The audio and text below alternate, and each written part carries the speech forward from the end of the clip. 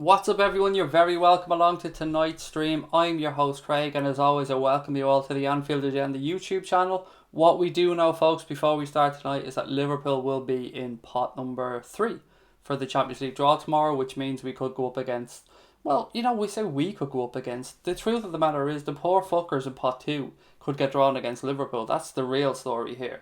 So we're going to have a little chat about that tonight. We're going to see what the people who drop into the chat want to talk about, because as we always say, this is your show. I have Rap with me. Rap, how the hell are you, buddy? Great to have you on again.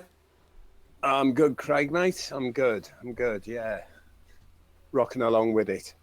Do you know what? I think when people see me come on now, Rap, mate, with the headphones on, they know someone's on the line. Because if no one's there, I don't wear these headphones. Unfortunately for everybody, it's me. You're a very much loved man. Would you stop messing?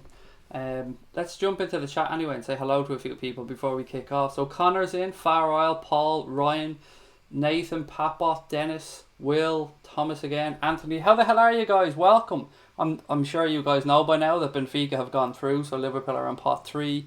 Doesn't, to me though, Rap, mate, it doesn't really matter, does it? I fancy us against anybody. Pot 2, pot 3, It doesn't matter. Yeah, exactly. I haven't even, to be perfectly honest, I haven't even taken any note of what the connotations of pots, whatever they are.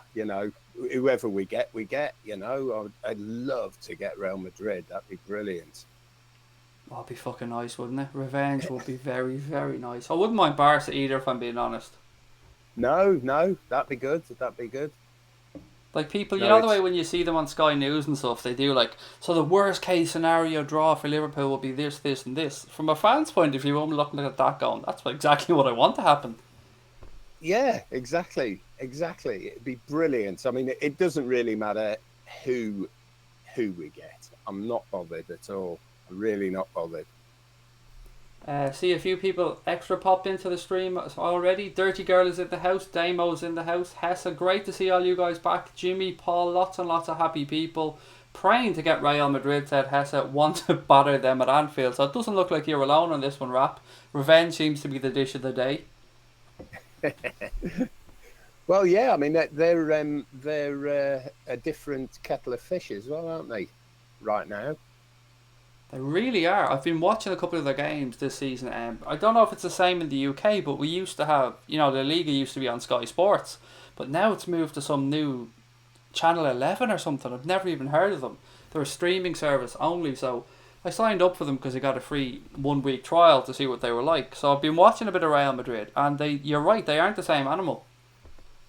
No, they're well, I mean, yeah. I don't know who they've lost and who they've got or out like that. I'm not really that bothered, but they've what's his face has gone, and the latest Ronaldo.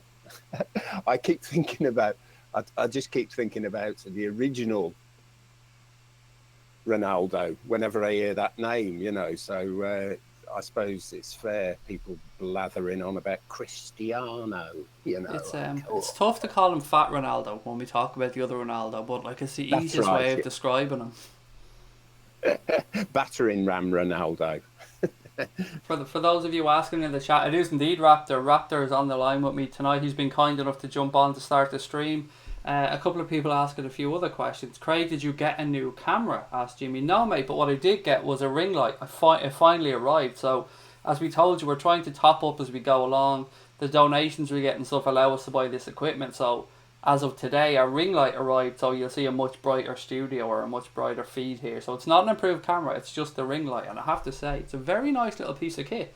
I'm very, very impressed with it. It is mad, Rap. As I was saying to you before we came on, you start off and you do this, you get yourself a microphone, and you usually have a computer in the house anyway. There's a PC or a computer somewhere, so you pick up a little mic and you say to yourself, that's all I'm going to need, sure. What else could I possibly need? And then as you go along, if I was to show you on top of the presses in my living room now, my wife just laughs at me half the time. It is. It's like it snowballs, doesn't it? All that equipment. Once you get one bit, that's it. Oh God, I've got to get a better one of them. Why don't you get one of these? Because if you get one of them, you have to get one of them as well, though. I'll tell you what, though, the green screen, to be fair, It looks brilliant. It looks exactly like the old chimney. I mean, that's why we paid the big bucks, like. I mean, that's it. That's why we paid the big money for the green screen, so it looks exactly like the old one. Now, to be fair, I I like did it. say to you, Connor's taking a few days off. Well deserved. So we said we'd set the green screen up after he comes back. He does deserve it. I mean, my God, has he worked hard to get that website up and a few other bits and pieces as well. But unfortunately for him, some of that time off, guys, is going to be spent watching Chelsea play Bournemouth this weekend. Because Connor's good lady is a Chelsea fan, and him being the loyal, loving boyfriend that he is, he's bringing her over this weekend to see Chelsea play. It's her first time actually visiting Stamford Bridge, so obviously wish her well on the trip, but I hope they get fucking slaughtered wrapping the result, if I'm being honest. Yeah, exactly. It's a bit like earlier on where I was telling you about having to buy the three grandkids a shirt in Sports Direct all them years ago, and I bought the eldest one a Liverpool top, and I bought the youngest one a Liverpool top, and the middle one supports United. So I had to buy the middle one. I had to actually go up to the counter and ask to buy a United top. I mean, can you imagine that? Horrible, horrible. One of my best friends has 6 kids, 5 boys and 1 girl, and one of them supports United, and he had to, he promised them if we did well in his, I think it was in his junior cert or something, he'd bring him over to Old Trafford, and every picture I've seen of my mate over there, he looks like someone literally pissed on his cornflakes. He just, you can tell, even with his son, he just doesn't want to be there. Yeah. Well, I felt slightly queasy on my way home with the kids, And he loved it as well, the middle one. He just had a really evil little smile on his face as he knew what it was doing to me. Yeah, but he also knew Grandad loved them. I mean, that was the important Oh, part well, there. yeah, there is that, yeah. Hessa Yeah, said... look, No, sorry, Rob, go on, mate. it's all right. I was going to say that I would love to get Real Madrid and Roma joining. Absolutely, I'd love both of those teams. Do you know what, I have to say I vastly underestimated Roma last season, particularly Edin Dzeko. I'd seen the Edin Dzeko that played for Chelsea, and I'd seen him play at Roma with Mo Salah, but I thought it was Mo Salah that was making him look better than he was. But he was very good as a centre forward, I have to say. Over the 2 legs, I thought Dzeko was very good last season. Real old school centre forward, wasn't he? Big lump of a fella as well. Yeah. But he was proper old school centre forward. He's Dzeko, didn't he play for City as well? Yes, I think he did. At Chelsea, anyway. Did he play for City as well? Yeah, he did. I'm sure he played for City. You're probably Did he right. I play mean, for I have a City? memory like a goldfish. Same here. I'm sure he used to play for City. Hessa said, they beat us without Mo Salah, we'll beat them without Ronaldo, which is a fair way of putting it. I like that point. Well, Ian, Steve said, don't give a shit who we get in the draw. We fear absolutely nobody. And the bigger the team, the better the nights at Anfield, said Tony Smith. And that's exactly how I feel, and I'm sure you do as well, Rock. Yeah. It'd just be brilliant. I mean, when do the matches actually kick off then? The Champions League games. Yeah. I think the first... Jesus, that's a good question. When is the first time? It's obviously after the international break, so I'd imagine the end of September. Yeah, because we got first game after the international breaks, Tottenham, isn't it? I looked at our next 5 fixtures, Rap. It's not going to be easy. I think we've got Leicester, obviously, then we've got Spurs. Then there's Chelsea, Manchester City, and I think Southampton or something in the middle somewhere. Yeah. It's going to be a tough run. Yeah, that's right. What else? Yeah. Do you get the ring light for being that saintly halo effect? Craig asked Stamo. Yeah, pretty much, mate. I mean, the one above my head did a great job. The one that's naturally there in life, the halo that's polished and above my head at all times. But we did want this one. It's something we kind of spoke about getting for a while, and they're a great little piece of kit. They come on a stand. They're fairly portable. And somebody else is asking, what camera do we use? I use the one that's built into my MacBook Pro 30 girl. It's I'm very lucky in that sense that it's quite a decent camera. I have other pieces of kit as well, but as I said, thankfully this one does the job for here.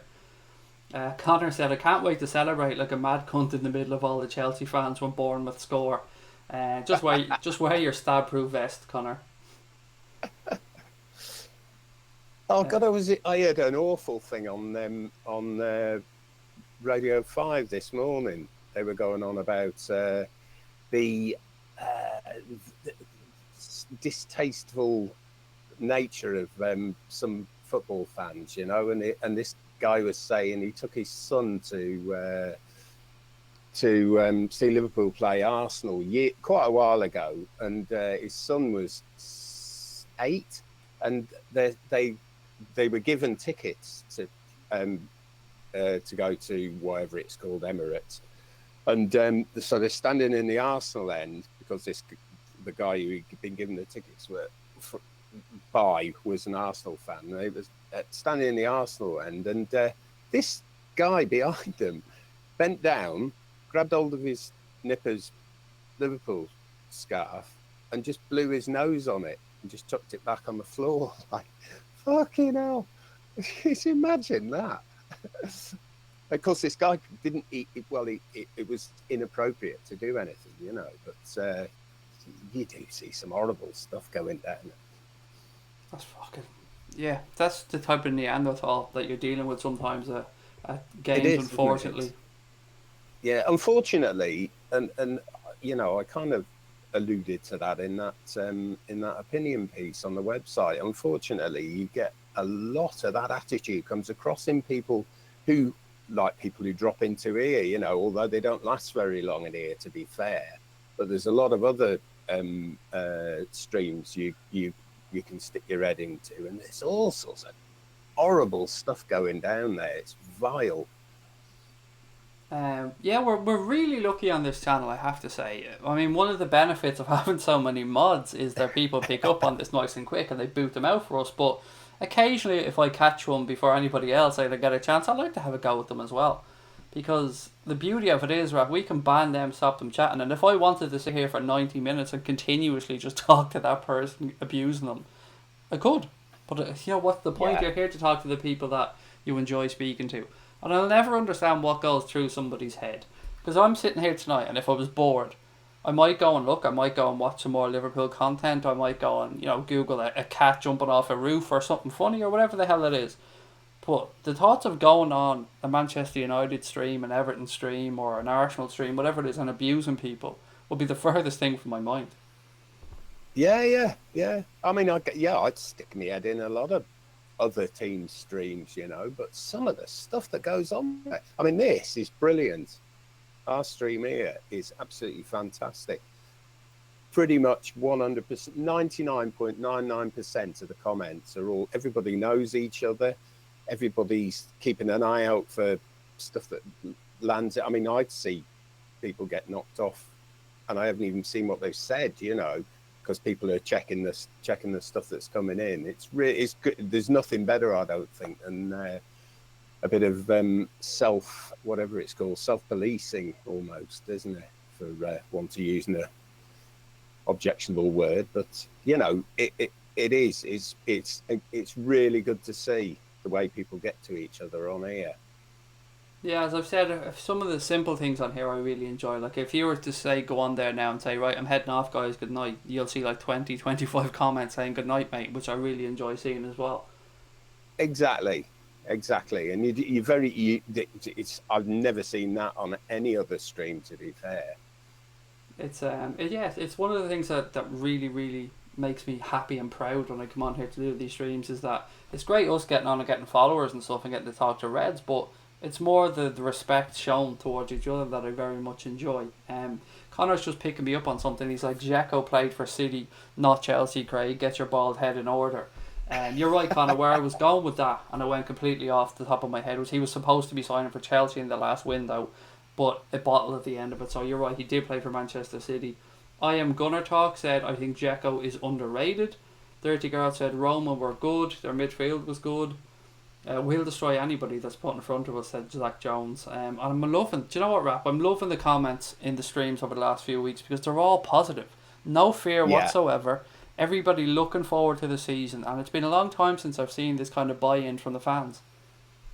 Yeah, it's since, I can't remember, it's like I said a while ago, talking to me cousin. In fact, talking to my cousin last week, and we were watching the Brighton match at Anfield, and you just got there's no. You're thinking this time last season it'd be like, fucking hell, come on, we need to score another goal, we need to score another, and there was nothing like that. There was no tension there at all. Seriously, no tension. You know, it was quite strange, really. It's almost otherworldly, you know. But it's like what it was like 25 years ago, you know, whenever it was in the 80s, you know, when we were kicking it in the late 70s and 80s. It was just like that, and you didn't even have to shout about it. You can go to school and be going, you know, and all that sort of stuff. We'd just carry on doing our own thing. You'd know what there was a match on Wednesday night and there's a match on Saturday, and you'd know that we were going to, at the end of the day, do the job, you know. And we were winning. You know, I put that record of Liverpool's Raps Liverpool history up on the website, and it's quite frightening when you look at it all, you know. But yeah, it's looking really good. Just to give us some confirmation, Jay has been kind enough to let us know that the first games are the 18th and 19th of September for the Champions League. Good stuff. 2 days after my birthday. 7 days after mine. So look, we're not born too far apart. Year-wise maybe, but on the month we're not too far apart. There you go, mate. I have the worst birthday date. It was a great birthday date up until the year 2000, and then it was fucking ruined for me. I'm born September the 11th. Ah, so's one of our lads. So was my aunt as well, which is really odd. Well, my missus went over to see who's working in a pub in Shrewsbury, which is about 20 miles away from here, and she went over to see him. She had no idea. I was at work at the time, and she went over to see him on his birthday, get him a drink and have a few pints with him and stuff like that. And she walked into the pub where he was working, and it was like a morgue, literally, you know. And she's like, come on, what's going on? It's like, haven't you heard? And she, bless her, she hadn't heard at all, you know. She didn't have any idea. But yeah, the 11th, bloody hell. Yeah, it was a weird one, I'm not going to lie. Sure, look, let's get back into the comments here. They're starting to build up, and I hate when I fall behind because I'm the worst in the world at trying to keep up with these things at the best of times. So the strongest 11 on Champions League nights for Jay is Alisson, Trent, Gomez, VVD, Robbo, Fabinho, Keita, Milner, Salah, Firmino and Mane. It's going to be tough, guys. It's going to be tough for us all to ever agree on the best starting 11, but if there's one thing I'm very confident of, it's that Fabinho will probably be getting a lot of game time in Champions League football rap, because that's the style of football that he's used to playing. Absolutely, yeah. He's I can see him, because I can't see him he's obviously got plans for him, hasn't he, Jurgen? You know, I mean, it's not like the guy is scared to set his foot out on the pitch or out like that. You know, the only thing I do worry a little bit about is the longer it goes on, the more you get the feeling that the more he's going to have to prove. Do you know what I mean? But that's just what goes on in my head. You know, I mean, he's obviously like at it on the training, in the training and stuff like that. You know, so I think yeah, certainly cup matches, but then, you know, there's, like you say, there's a lot of matches coming up, so it's that starting lineup. I think that's a pretty fair call on that, but it's the bench as well in Europe is pretty important, isn't it? You know, because once we've like say, if we do what we were doing last season, is like blow people away in the first half hour, you need to be able to consolidate that for the rest of the match, and we've certainly got a bench. We choose the bench carefully, easily adequate to do the job. The thing that worries me, and in previous seasons, but not so much this one, is exactly what you said there. So the strength of our bench wasn't great, but then if we were looking at playing on a Tuesday, Wednesday, and then again on a Saturday, a lot of the times our midfield was just stretched to the limit, and we just didn't have the bodies to be able to come in and give a full 90 minutes against the Southampton or whoever it may be at the weekend. But now you look at that midfield, and we spoke the other night, I think we have 7 or 8 realistic options that can play in that midfield three. Yeah, yeah. Plus the fact that if like we are playing against the Southampton or something like that, similar to Brighton, in fact, that then you do the job on them, and then you can, like the midfield especially, you can, like the starting strong killer lineup starts the match, we do the job, and then we just put in and sit back on it, and we can sit back on it now, and it's sometimes not very pleasant to watch, but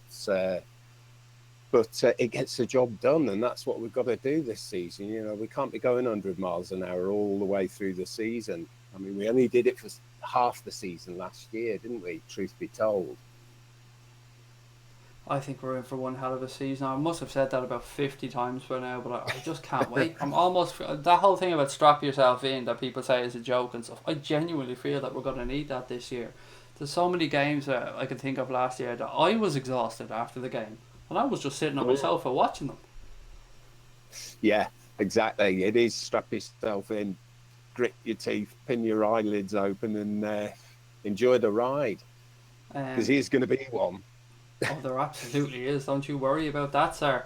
Neville said, the only bad thing about our team is that on career mode there's nothing to improve apart from Lovren. I guess he's talking about FIFA there. I'm going to just, pretend I'm down with the kids and say, oh yeah, he's talking about FIFA there. Vinny Johnson is in the house. Good evening, sir. Great to have you with us. Bashar, very nice comment, sir. Thank you. He said, Craig speaks from the heart. That's why we listen to him. That is really kind of you, mate. Thank you. And I'm glad to have you with us on the stream.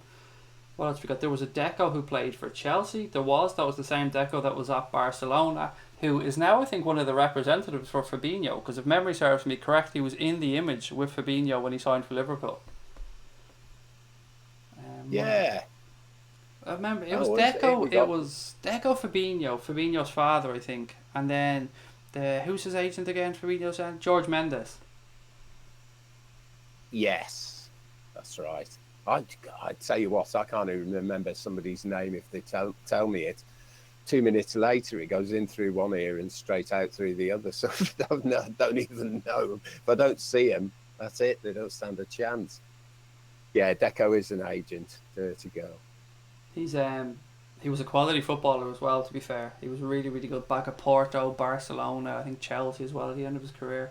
Sean said, we're winning the fucking league, end of. I'm with you, buddy. I mean, sign me up. I'm definitely up for that one.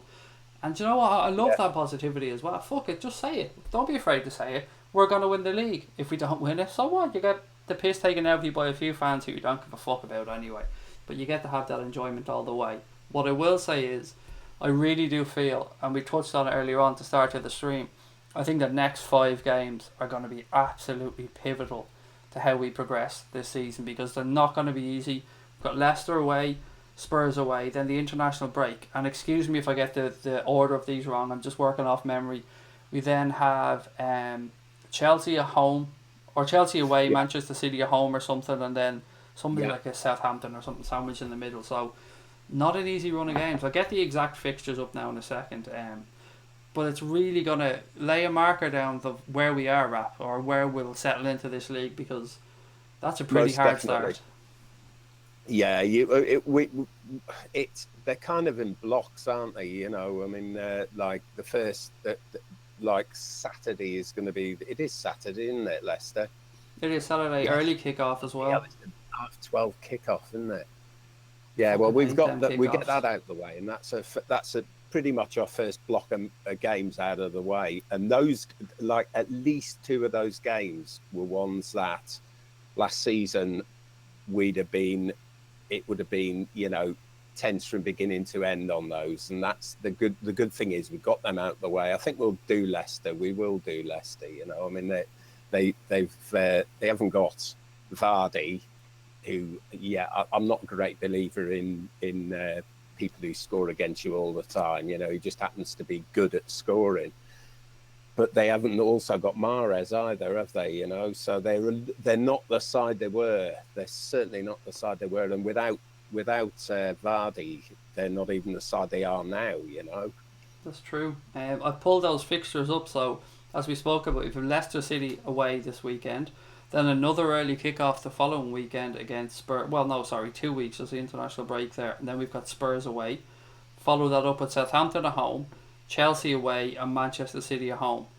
After that, the run of results isn't too bad. But those next 5 games, I mean, let's go through them one by one, Rap, and see what we think realistically the Reds can get out of this. I mean, I'm going for 3 points at the weekend, if I'm being honest.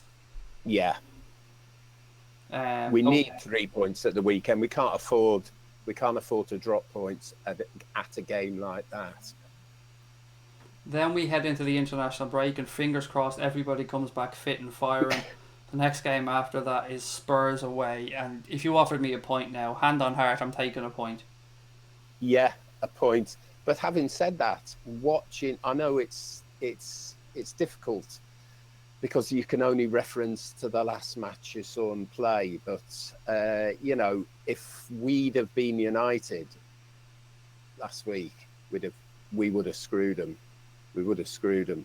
Even just getting to third gear, we're only in second now, But we'd have had them. We would have definitely had them.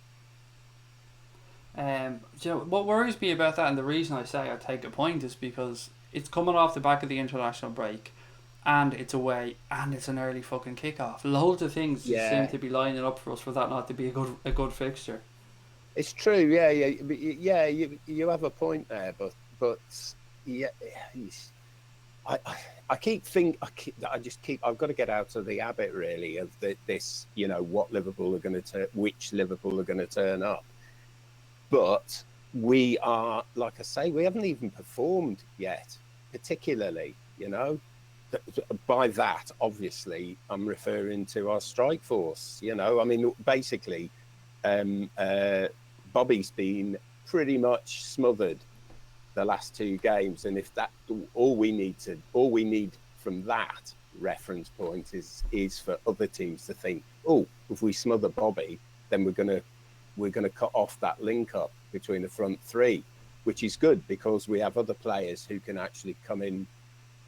He can take. I mean, he's been taking 2 players out. He did against Brighton. They were paying very close attention to him. So all we do, obviously, our staff, Jurgen and that, are going to be noting that, and they're going to make provisions for it. So I don't know. I certainly don't think Spurs will beat us. That's for sure. We can't afford to be coming away with nothing. And I think if they play anything like they played against United, I think we'll screw them. I was watching something today that was talking about our front 3, and you kind of touched on Firmino there being a little bit off or a little bit marked out of the game or a little bit caught up in it, or whichever way we want to describe this. But what was really interesting about what I seen was that actually, if you look at the statistics and where our players have been playing, Mo Salah has been the most forward player in the Liverpool team. So he's been the most further forward. He's the one player who doesn't really seem to have to track back or have the same defensive responsibility that the other guys have. So as much as we think of Bobby Firmino as a centre forward, he's a centre forward in the broadest possible sense of the word. Yeah, he is, isn't he? Definitely. He's yeah, I certainly think he's not top of his game at the moment, for sure. But I mean, having said that, he was in for that header in the first 8 minutes was it, against Brighton? Absolutely brilliant. I can't remember who put the ball through for him. It was a brilliant, really good save as well by their keeper. But he's not quite got into the swing of it yet. And when he does, he's going to be taking those people who are trying to smother him. He's going to be taking them out of the game anyway. Just a reminder, guys, for those of you asking there, the draw for the Champions League group stages does take place tomorrow, 5 p.m. UK time. And I will be on here doing a live stream of the draw. So if you want to come join us to react in real time to what's happening with the draw, not just from a Liverpool perspective, of course, we've got the other English teams in there as well. So please do join us. We'll be on air from about 4:45, I'd say. Well, I aim to get on for 4:45, but life gets in the way sometimes. So bear with me if I'm a couple of minutes either way. But I hope you guys can join us for that one. I'm really looking forward to it. The season really seems to start taking shape from here on out because we know what to look forward to. We know what big teams are approaching Anfield. And let's be honest, we can all start the fun scramble for tickets as well, which is part of the fun wrap. Yes, yeah. Well, we've got our. I can't even remember what games they are. My cousin got his first half of the season tickets at that mad rush at the beginning, and he's hopefully going to be getting some Euro ones. We've still got some points left from the Europa League, but it's getting in there and getting them. Yeah, it's so tricky. When I hear people now saying they're going to games, I'm almost going, "Oh my god, how the fuck did you get tickets?" It's gone Yeah. to that stage, like. Yeah, well, you have no choice. It's just you've just got to do that wait. You've just got to do that. Get online and get in there and just sit there. He was on. My cousin was on for, I don't know. Well, he got knocked off it after an hour, so he was about 2.5 hours. 2.5 hours in waiting to get through for 3 sets of tickets. It's tough. I don't even try anymore. I just try and buy them as and when I can get them, or see if there's any floating around, or do last minute things. Yeah, it's really tough, and everyone's in the same position. So I've nothing to complain about. I'm in the exact same spot as absolutely everybody else. Craig Fabinho is our bald brother and needs to come out to play soon, said Stephen Richards.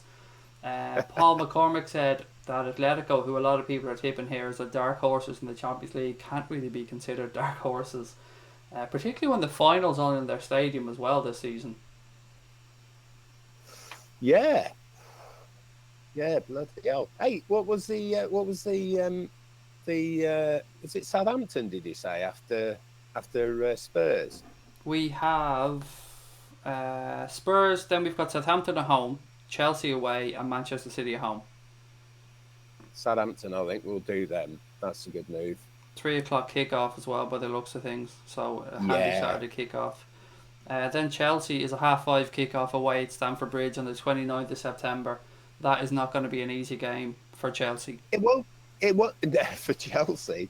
Yeah, it's see Chelsea against Newcastle. You know, I mean they're all that whinging about the way Newcastle played. I mean, Jesus Christ, they had half the team was missing anyway, and Rafa's always going to do that, wasn't he? But having that being said, Chelsea should have done a number on them. I mean, the penalty wasn't a penalty. You know, anybody could see that. That was I felt really bad for them then. You know, but see that Chelsea. If it's that Chelsea we're playing, we'll do them. You know. Well, I don't understand, guys. Maybe you guys in the chat could give me your opinion on this as well, because I've been reading a lot lately from Chelsea fans who seem to think that Eden Hazard is now the best player in the Premier League. I don't know how. I honestly don't know how they've come to this conclusion. Now, understand that I do respect Eden Hazard as a footballer, and when he came to Anfield last season in particular, I think it was, I was blown away by his performance. It was one of the best performances I've seen from an away player at Anfield. But if you look at his stats, you look at his numbers, they don't add up to me, Rap, to be numbers or statistics of the best player in the Premier League. He's not the best player in the Premier League. He isn't. And even if he was, he's not in a team that's full of players that complement that. You know, he's not the best player in the Premiership at all by any stretch. You know, he's up there for sure. He is, as you say. You know, he's a good player. He is a good player, but you know, he's. It's only because he stands out so much. I mean, who else have they got that does that job? Chelsea, you know.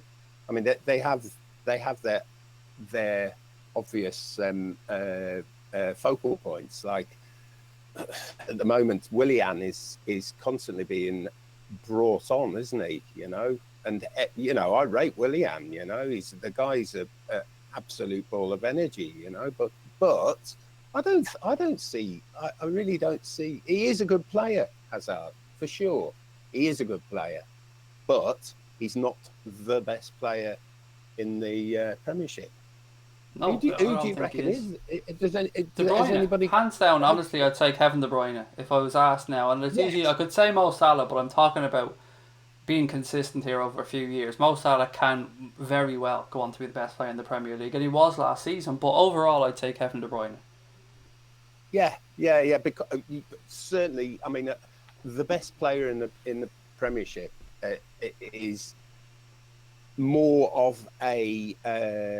You've got to give it to more of a playmaker, haven't you? You know, I mean, Mo Salah was the best scorer in the Premiership last season by a country mile. You know, but there are players. You know, Kevin De Bruyne, as far as his crucial input. The balls he puts over, the balls he puts across, the goals he scores, which isn't a lot, but you put De Bruyne up against Hazard, De Bruyne any day of the week, any day. So I think we'd be remiss not to give N'Golo Kante a mention in this conversation as well. Completely different style of player and not one that gets the limelight as much, but it's no accident that he won the Premier League with Leicester and went to Chelsea and they won the Premier League straight away. And then he goes and wins the World Cup. yeah, that's true. That's true. He is. He's a brilliant. He could have come our way. He could have worked wonders with us. And I think, you know, to be perfectly honest, there's a lot of players playing for a lot of teams in the Premiership now who will, if they aren't already, will soon be wishing they'd have come to us. You know. Just purely because of what we play and because of our supporters and because of our manager, you know. Big Mac has said, the other geezer talking here doesn't sound very Irish. Where's he from? Well, I was born in Liverpool and I learned to speak in Lancashire and I spent most of my life in Shropshire. How's that? So born and bred Belfast man then. Raptor came from the bowels of hell. That's where Raptor was born and raised. That's where he came to us from. That's fairly true. Yeah. No, the bowels of hell is where fucking hell, one of the thumbs downers out. I get my missus on the job. It's okay. As I keep saying, these people that give us the thumbs down, they're perfectly within their rights to do so, but all they're letting us do is know that we're in their fucking head. And I love it, so long may it last. They aren't people. That's not that thumbs down is nothing to do with Anfield Agenda. That's to do with me abusing them in the cellar. That is. Well, to be fair, then it's you know, it's something I'm willing to take for the team. Connor reckons that Hazard is the most overrated player of all time. Now, I do have to stress, I want to make this very clear to any Chelsea fan watching, Connor will be in attendance this weekend when you play Bournemouth. So just look for the big, tall, out-of-place looking Irish fella that's there with a Chelsea fan. You'll spot him a mile off and just go up to him and he will happily tell you to your face and to anybody else inside the stadium that Eden Hazard is the most overrated footballer in the world, ever. He's promised to do that. Yeah, I wouldn't say. I would say he's overlauded, you know, as well as overrated. But he is good. He is good for sure. He is a good player, but he's not up there for me. I see people talk about him sometimes in the same breath as, you know, just underneath Ronaldo and Messi, and I'm just thinking fuck. No way. No way. If Real Madrid wanted him that highly this summer, they could have went and got him. But the truth is, they don't put him in anywhere near the same bracket as Neymar and Mbappe, you know, players who they may actually go and buy in the future. Not at all. Not at all. He's nowhere near that. That is overrated. Kang Ozzy makes a really good point. Salah scored more goals last season than Eden Hazard did in his entire Chelsea career. There you go. You can't argue with that. Absolutely not. Stephen Richards, I think we need to give him a shout out. He said, Craig, wired up to oxygen listening to you, so I'm trying to keep up. Well, first and foremost, mate, I hope you're well, or I hope you're getting well, or on the road to recovery. Thank you for joining us and all, mate, but I mean, your health is the most important thing, so we wish you well. Who was that? Stephen Richards. Bloody hell, fair play, mate. Absolutely. The things that people go through just to make their nightly AA meeting. Yeah. I spoke about that with Connor and merchandise and stuff like that, and I wonder how far we can push this AA stuff without really pissing people off. Yeah, certain areas of that ice you can't tread on, isn't there, for sure. How many steps is there in the program, the Alcoholics Anonymous program? Does anybody know? I can't remember how many steps there is. I've no idea. I've never been to one. Neither have I. That's what I'm trying to figure out. But let's say there's 8 steps. Just say there's 8 steps. So we should find out what the number is, and then we should make a T-shirt saying, "AA, we're here to help. Diet Chav is the 9th step," or whatever it is. 7 steps to heaven. Yeah, there you go. We'll be number 8. The one back down to hell. The start of the slippery road back down. Road to the solution. There you go. The road to the solution that's paved with redemption along the way. There you go. Damo said, Noel Gallagher said, Liverpool fans are as deluded as the Queen Mother because we think everybody loves us. I think what Noel Gallagher meant to say was that, honestly, we don't give a fuck what anybody else has to say about us, and that other teams are genuinely obsessed with Liverpool. That's what I take from this, because when I go to Anfield, or anytime I've visited Liverpool, or when I've gone to see Liverpool play, I can honestly say, hand on heart, I have never, ever, ever heard our fans singing about other fans. Never. Never done it. But every single time I hear opposition fans, they're fucking obsessed with us. Yeah, unless it's Chelsea fans where they've got that. Well, how does that song go? Is it Chelsea, Chelsea, Chelsea, Chelsea? What's the other word? What's the other word in that? It's I think Chelsea, there's a Chelsea in there somewhere. Yeah. Yeah. Yeah. And they probably still have to pass out. They probably still have to pass out song sheets. Yes. Yeah. Honestly, it's just that they are the most unimaginative supporters I've ever heard in my life. They always have been. But that is just incredible, isn't it? It must be so boring going to where is it they play? Stamford Bridge, isn't it? Well, City or Chelsea.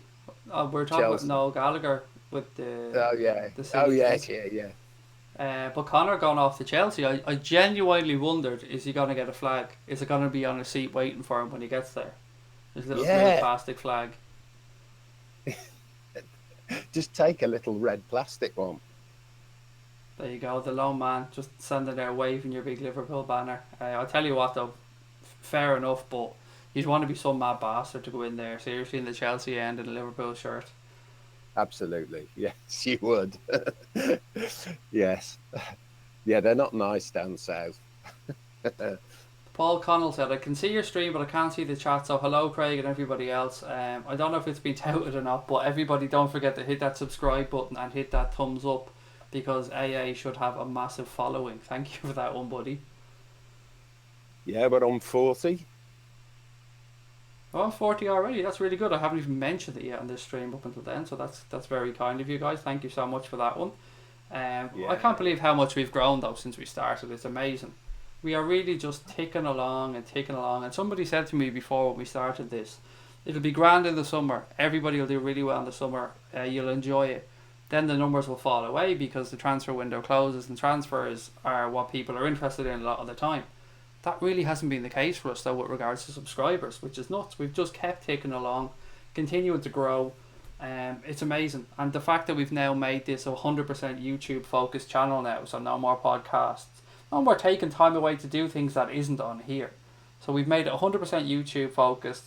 We've lots of new people coming in the next couple of weeks, lots of new shows, lots of new content. And we hope you guys are going to enjoy the ride with us, because we're going to make you guys the stars of the show, whether you like it or not. There'll be people who will. I know there's a lot of people who still want a blue spanner, but there's going to be people who are going to be coming on here just because they want to come on here and they want to get their comments in the stream and that, isn't it? You know, just for that. Well, that's what we're going to do. I was talking to Raptor before we came on about the difference between when we did a podcast and we put it out on podcast apps and stuff. So what happens there is we have we make out a thorough agenda before we start the podcast, and I give the guys talking points and the things we're going to be talking about. But when we're going to start doing video podcasts on here, they're going to be getting a skeleton agenda basically with 2 or 3 talking points. The reason for that, guys, is because you guys are going to be the star of the podcasts. We're going to be coming into the stream, into the chat to get the comments that you guys have been writing in. We're going to be asking you for suggestions of topics you want us to talk about, and everything will be done live. So it should be a bit of fun. It's a bit scary, Rap, if I'm being honest, because we can't prepare for it if it's going to be live. So that side of it petrifies me a little bit. To be fair, it's like I was saying to you earlier on, as a let's call it a chairman of these nightly meetings and whatever else is going on, you do the job really well. I mean, wouldn't you agree, chaps? I'm sure they all agree. They do. I've been on that writing bit as well, so I know they do. But it works. And there's I mean, honestly, you get some. So what was I watching earlier on? Porn? What's it? Oh, what's he called? What's that guy? The football terrorist. And he does do some reasonable streams now and then. But I tell you, the chat goes through that. It's ridiculous because the guy says, for a start, he comes on and he says, firstly, before I start, I want you all to smash the like. Well, why would anybody smash the like when they haven't even said anything? I mean, that's not interactive at all. That's purely self-interest.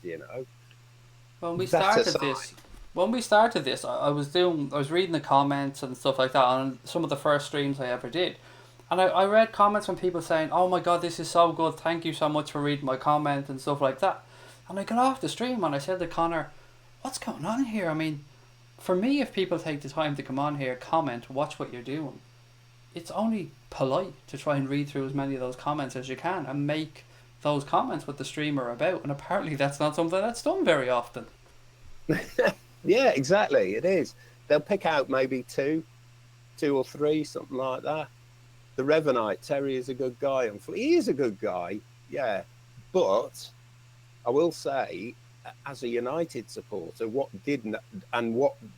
actually strikes me as about United supporters all over is the presumption that, for a start, they're talking about Pochettino coming to United. Why the hell would Pochettino want to go to United? More to the point, why be so entitled to presume that he would come to United? Pochettino or Zidane. Perez wants him at Real Madrid and has made no secret of it for the past couple of seasons. Say what? Florentino Perez wants Pochettino at Real Madrid. He's made no secret of it over the past couple of years. So which one do you think might appeal more? Yeah, I mean, you wouldn't. It'd be like, it would literally be at this moment in time. You've got to. I mean, the overall thing about them, as opposed to us, United, I'm talking about, is that they are run by people who are in it for the money and not for the forwarding of the team. Even, I mean, they're players. Look at their players. There are players that they won't get rid of. They won't get rid of Pogba. They would rather get rid of their manager than get rid of Pogba or whoever it is that's shooting their mouth off. Now that is just ridiculous because they're never going to they are literally going to crumble. They are going to crumble if they carry on the way they're going, because they're not looking at what we've done in the last, since Klopp arrived, which it pretty much is. Since Klopp arrived, he pretty much has turned the whole thing around. I mean, it really didn't know where it was going before he turned up, and it really does. We all know where we're going now, even if we don't quite get to where we want to get to here and now, we are going to. You can tell, Oh, we're getting there. Don't you worry about that, guys. We are getting there. Just to go back to the big comment earlier on about the podcast and stuff, Sean Lund said, "Been enjoying the ride since the Woolcast." My God, Sean, mate, that's going back. So fair play to you and thank you for all the support, mate, because that is going back a while. That's over 2 years ago now, I think. It's Well, yeah, I came in just purely by mistake. I was just like, before I went to bed, I was just browsing around. Anfield Agenda, I'll have a look at that, and that was that for me. Brilliant, brilliant. Just listening, thinking, oh yeah, this is cool, and that's pretty much what the way I see it, the way everybody comes into it. You come across it and you see you reading out people's comments, or go into people's comments as they're flying past and stuff like that. And that's just, it's not what people want, it's what people deserve, isn't it? Both exactly. Anfield Agenda and Anfield Agenda's visitors, the extra agenda. Well, the way I see it, if people weren't kind enough to give up the time to one, watch your content, and two, come in and interact with you, you wouldn't have anybody. You wouldn't be here. So for me, it's all about this. It's all about interacting with fans because I love talking to other Reds. So this gives me more pleasure than anything else. I'd much rather sit here and talk to the guys in the chat, talk to you, than just come on and just indulge myself and talk about what the fuck I want to talk about for an hour in front of camera. I could do that pre-recorded if I wanted to. Exactly. Yeah. Jay said, I love my nightly AA meetings t-shirt, please, Craig, and a fucking baseball cap. Just 3 more sleep, says Luke, until the Reds play again. Terry is the guy in the football terrace, said Jay. I actually don't even know what the football terrace is, so excuse my ignorance, guys. Is it a YouTube stream or something like that? It is a YouTube stream, yeah. It's the guy, and he's from London or something like that. And he does, to be fair to him, he does talk a lot of sense when he's doing his best to be impartial. He's a United fan, but it's not a United channel as such, So he will talk about a lot of stuff. He does, like the beginning of the season, he'll do a stream for each team, certainly in the top end of the Premiership, and as to what he thinks they're going to do and stuff like that, So he does. He's all right. I can stand him, but sometimes it's just that it is that innate sort of what's the word? I said it earlier on.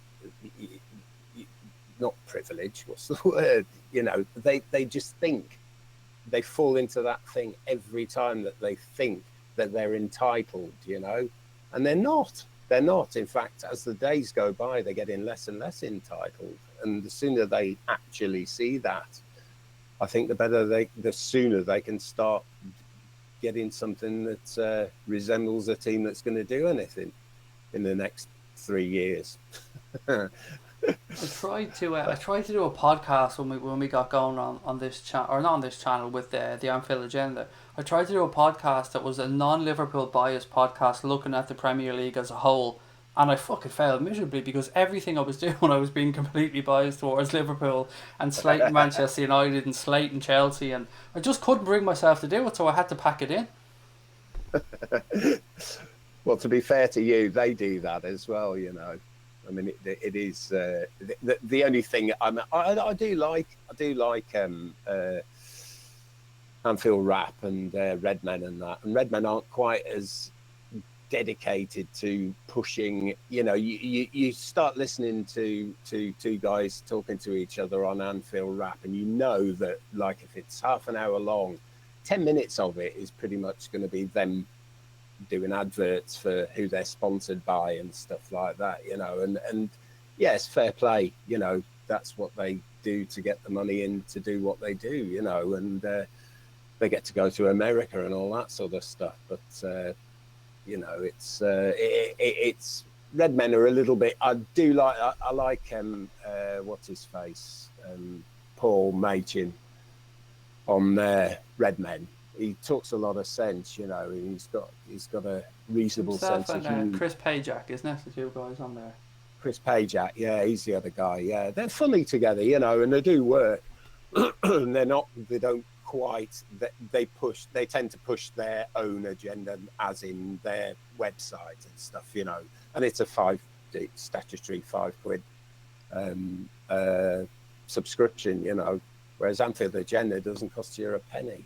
And it never will. That's one promise we always made when we started this. The very first conversations we had between myself and Connor was, look, no matter what happens, however this goes forward, if it turns out that we have to ask for donations or something because YouTube fucks us over, then fair enough. But we're never going behind a paywall in any sense. It just, for me, it would go against everything we've started this for, which is to talk to as many fans as possible. As soon as you step behind a paywall, you've stopped doing that because it's there to make a living, you're there to take money, and that's absolutely fine. I have no qualms with anyone doing that. I mean, I've said it over and over. I had an Anfield Rap subscription. I actually just cancelled it yesterday, which is crazy that we're talking about. Rap just brought that up there because it's a massive coincidence. But yeah, as I said, I've no problem with paid content. I've paid for the Anfield Rap happily for 2 years and enjoyed every moment of it. But it came to an end for me yesterday. I just thought, you know what? Between the content I make on here, the people I get to talk to, I get my fill of Liverpool content now. I get my fill of Liverpool chat by being lucky enough to be on here talking to everybody else. So I said, you know what, I may as well cancel that £5 a month and put that towards something else. But it wasn't because I didn't enjoy the content. I just feel like I'm getting my fill as it is.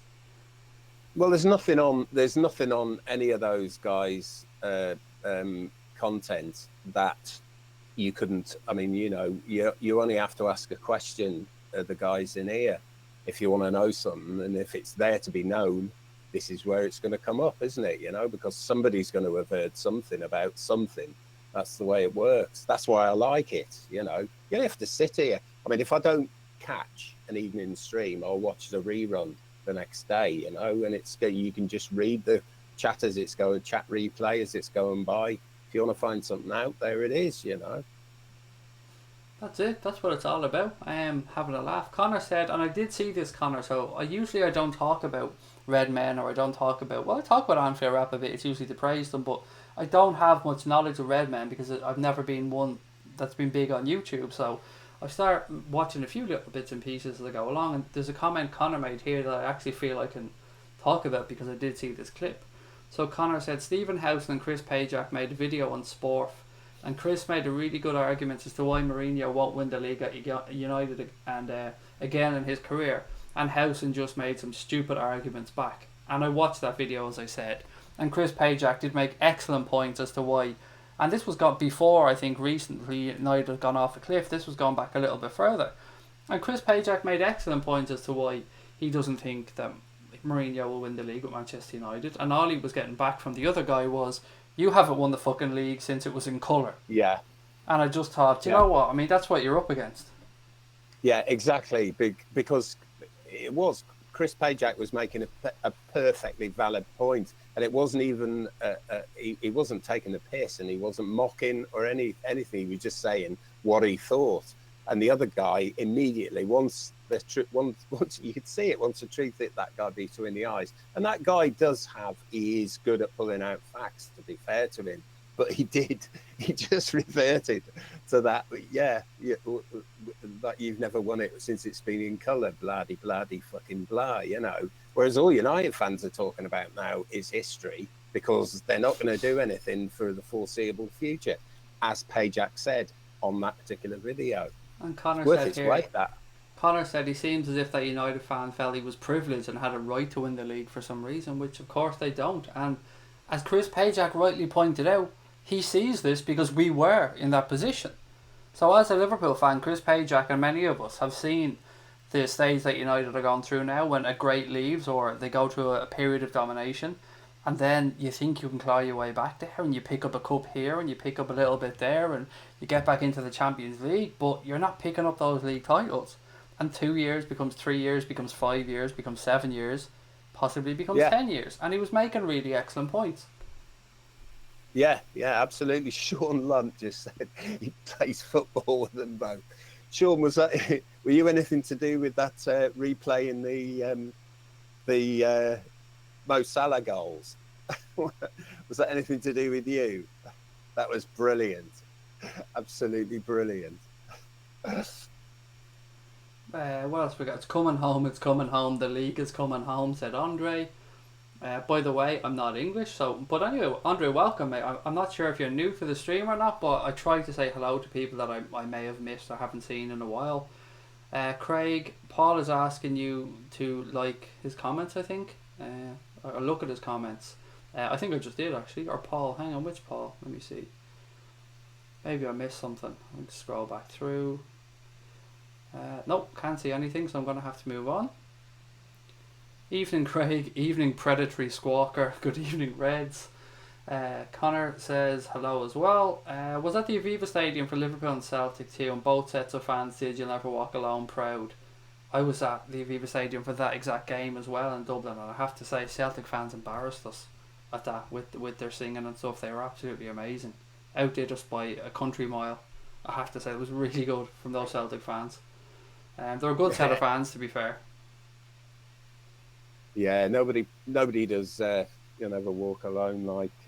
I still maintain the best one I've ever heard in my entire life, and I've been to Anfield for my entire life, was that one in the Europa League against Dortmund, because they were all singing it as well. You've got absolutely full Anfield. Admittedly, there's a lot more in there when we were all standing, but fucking hell, that was just incredible. I can't watch it without getting a lump in my throat, even today. That.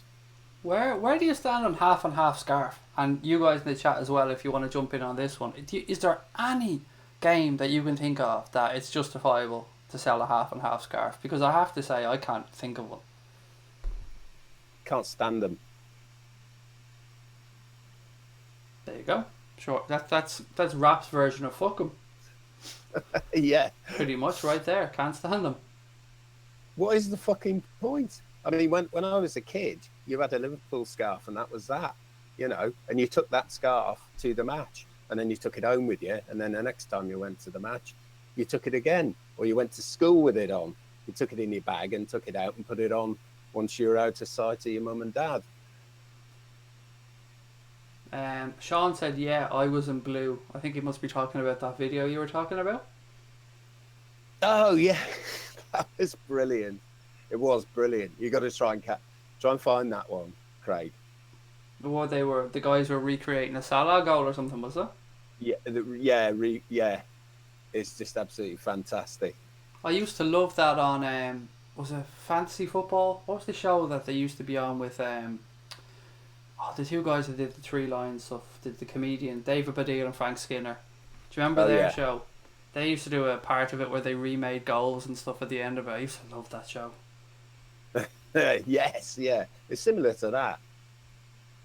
That was actually a brilliant show. They should bring that back, I think. That's what I think football is missing, by the way, in content. They have great content on BT and Sky and stuff like that. Monday Night Football, all that stuff is great, but we need more of the late night fan shows where people can actually speak like fans, people can talk and have a bit of banter, curse, and do the things that we do honestly as fans. Yeah, I think that's pretty much been knocked out of sync by stuff like this, YouTube streams and stuff. Paul Connell, don't get frustrated, mate. Type in what was it? Type in now what it was you were saying, please. Oh, we missed something, have we? Paul's been trying to. I know he's way back up there somewhere. I've just seen him saying he was going to. He's going to give up. Putting in ideas. Go on, put one in, mate. Put it in. It's tough. When I've got a guest on, it's extra tough because obviously I'm interacting with the guest that's kind enough to join us and give up his time as well. So sometimes when I have a guest on, I don't get a chance to get into the comments as much as I can, but I do try to get back through them. So Paul, mate, if I've missed your comment, it wasn't done to be hurtful, mate. It was just unfortunate. Sorry. I'm sorry, Paul. If we see another thumbs down the next 5 minutes, we know who to look for. Anyway, Paul, do put it in and we will read it out, mate, I promise you.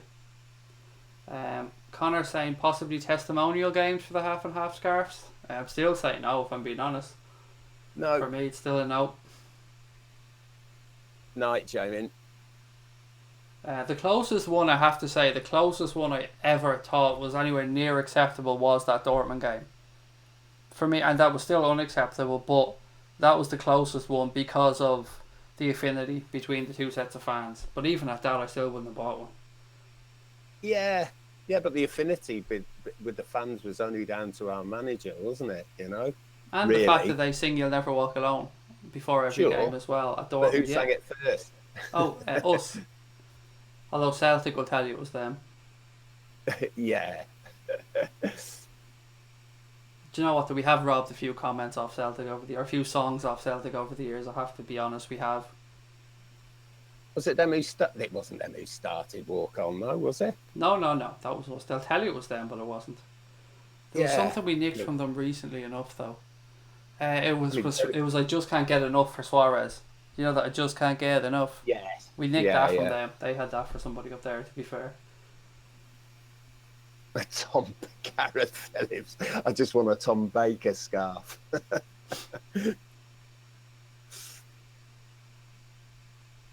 Joseph said, "No, I think there's something wrong on this end, Craig." I don't know what's gone up there, Joseph, mate. I'm sorry, I've lost that. Don't think I can see them, Paul. Was this with regards to his comments earlier on? I don't know, mate. If you're not seeing them, there's nothing happening on my end. Everything's working okay here, thankfully, at the minute. So do let me know if you're having trouble, though, and we'll try and sort it. Half and half scarves are okay with me. Hard to get at the game, so nice memento," said Lee. Jamie, what are you doing in my basement, checking on my haters? Connor said half and half scarves aren't as bad as those half and half kits. Do you remember, Connor, the one that we seen before the Champions League final? There was a couple of guys, I think they were, I don't know where they're from actually, I'll be completely guessing, but they had a half Real Madrid, half Liverpool shirt on. And the thing that fucking annoyed me about most of it was that they didn't just get two shirts and cut them in half and sew them together. So they only used one of each shirt. It looked, if I remember correctly, from the sides that they cut, like they'd fucking ruined two of each shirt to do it. That they weren't even that clever, Rap, that they just cut one shirt each. Yeah. That's... why would you want to do that? I have no idea. It's like I was saying to you earlier on, you know, and that really kind person is sending me that Liverpool shirt from 0506. You know, that's brilliant. But why would you? I mean, you know, why would you want to spend that money on a shirt that isn't even entirely your team? It's mad, isn't it? There's something else I don't get either. You know, I'm a big fan of football memorabilia. I collect it. I try and get as much of it as I can. But what I don't get is if somebody's going to say you're going to see Jamie Carragher at a show and you get Jamie Carragher to sign this season's Liverpool kit. I don't get that. I can't get my head past that. For me, if I'm getting Carragher to sign something, it has to be from an era he played in, at least if it's a shirt. Yeah, definitely. It's it just doesn't. Well, strangely enough, that the person who's sending me that top had another one. The original one she was going to send me was signed by Danny Murphy. Well, spud. I know, signed by Danny Murphy, but it had her name on the back as well, her nickname, whatever that was, I don't know. But here's Paul Connell. All people who watch put on Facebook to their mates to give a subscribe. Yeah. Right, so I'll read that out now. All people who watch, put it on Facebook so the Reds there give a massive shout out to AA and subscribe and watch. Tell their Facebook mates they just heard about AA through word of mouth. Thank you, Paul. That's very kind of you, mate.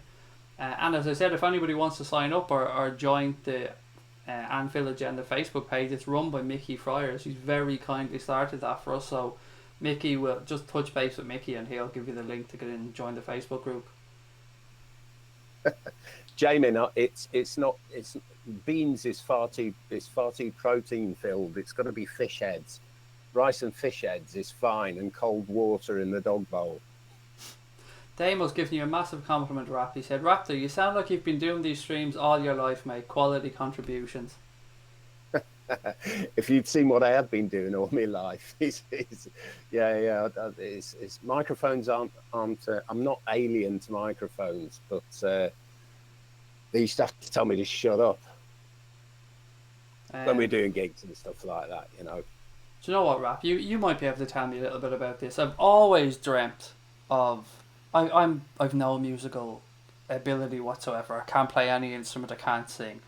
But I look at footballers out in the field and I look at them with wondrous awe and go, Jesus, that must be amazing. But what really blows me away is seeing somebody up on stage who wrote a song that means something to them, singing a song and having 30, 40, 50,000 people screaming that song back at you. I can only imagine what that must feel like. It's kind of weird. It's a bit what's the word?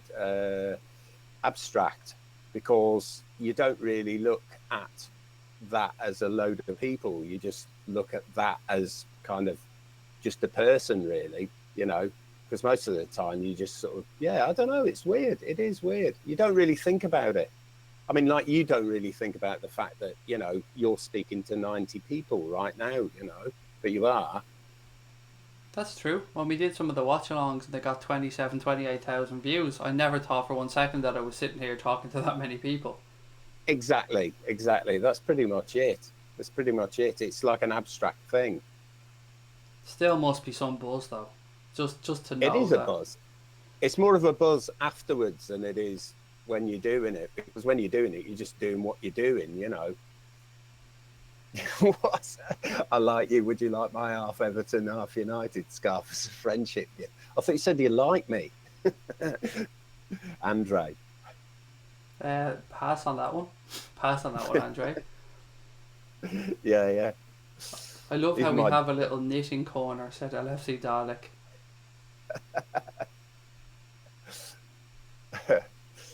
Yeah, it's an abstract thing. It is an abstract thing, and it's only a thing that you look back on. It's like you hear people like the guys after playing, I don't know, like playing that Dortmund match. I mean, that, watching that was just otherworldly. But playing it, you're playing a game of football, aren't you? So so you ask them straight. It's a stupid time to ask people things. I've done fair play to them. When they know,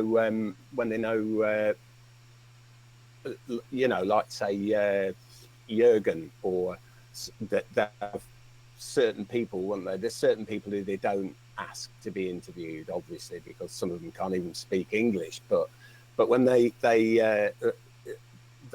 immediately after a match, there's no way you can say exactly what that felt like, because it won't hit you until you've gone and sat down and fucking hell, that was a brilliant match. That was fucking, what the fuck were you doing in that, and all that sort of stuff.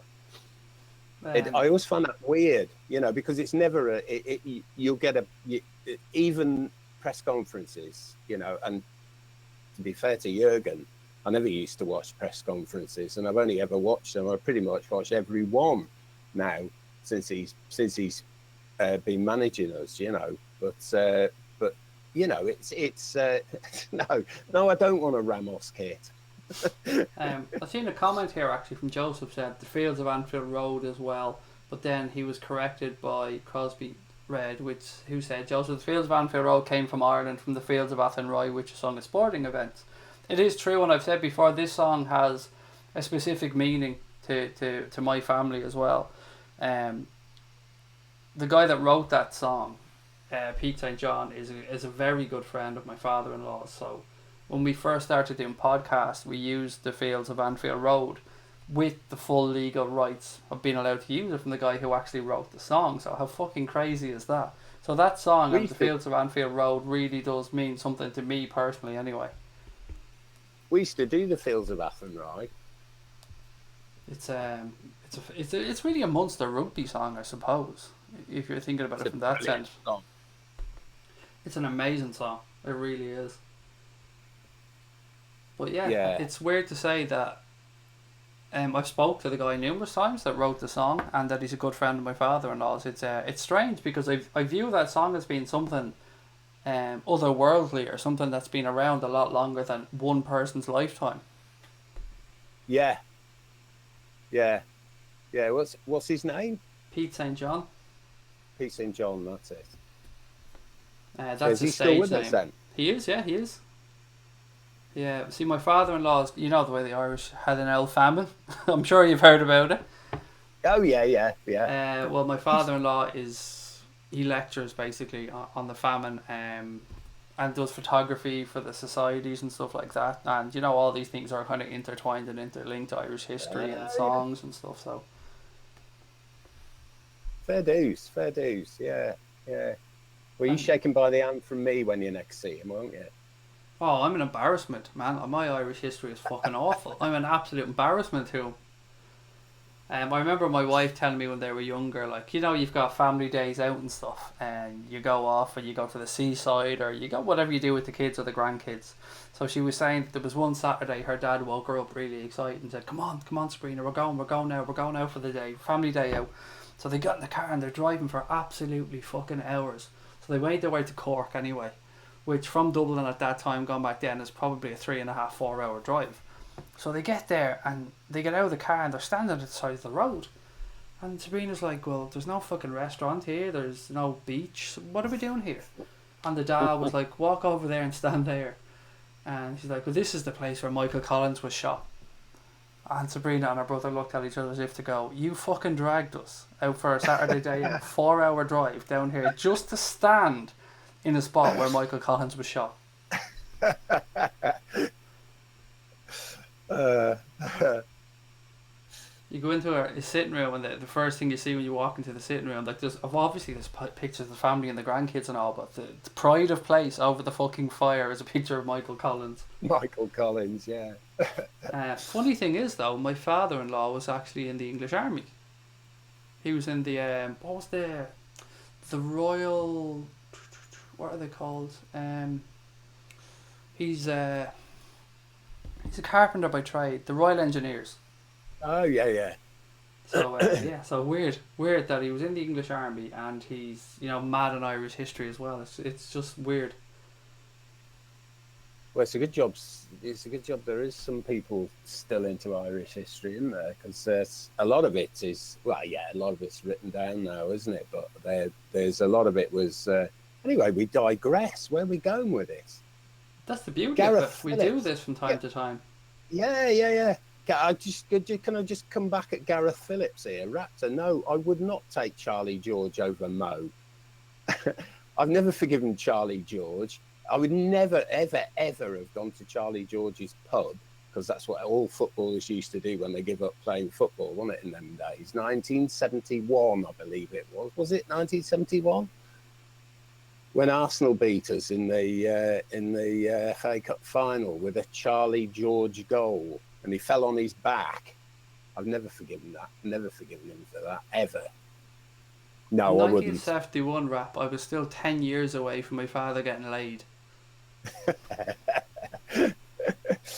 The funniest thing was a girl I used to go out with years ago bought a brother for my birthday.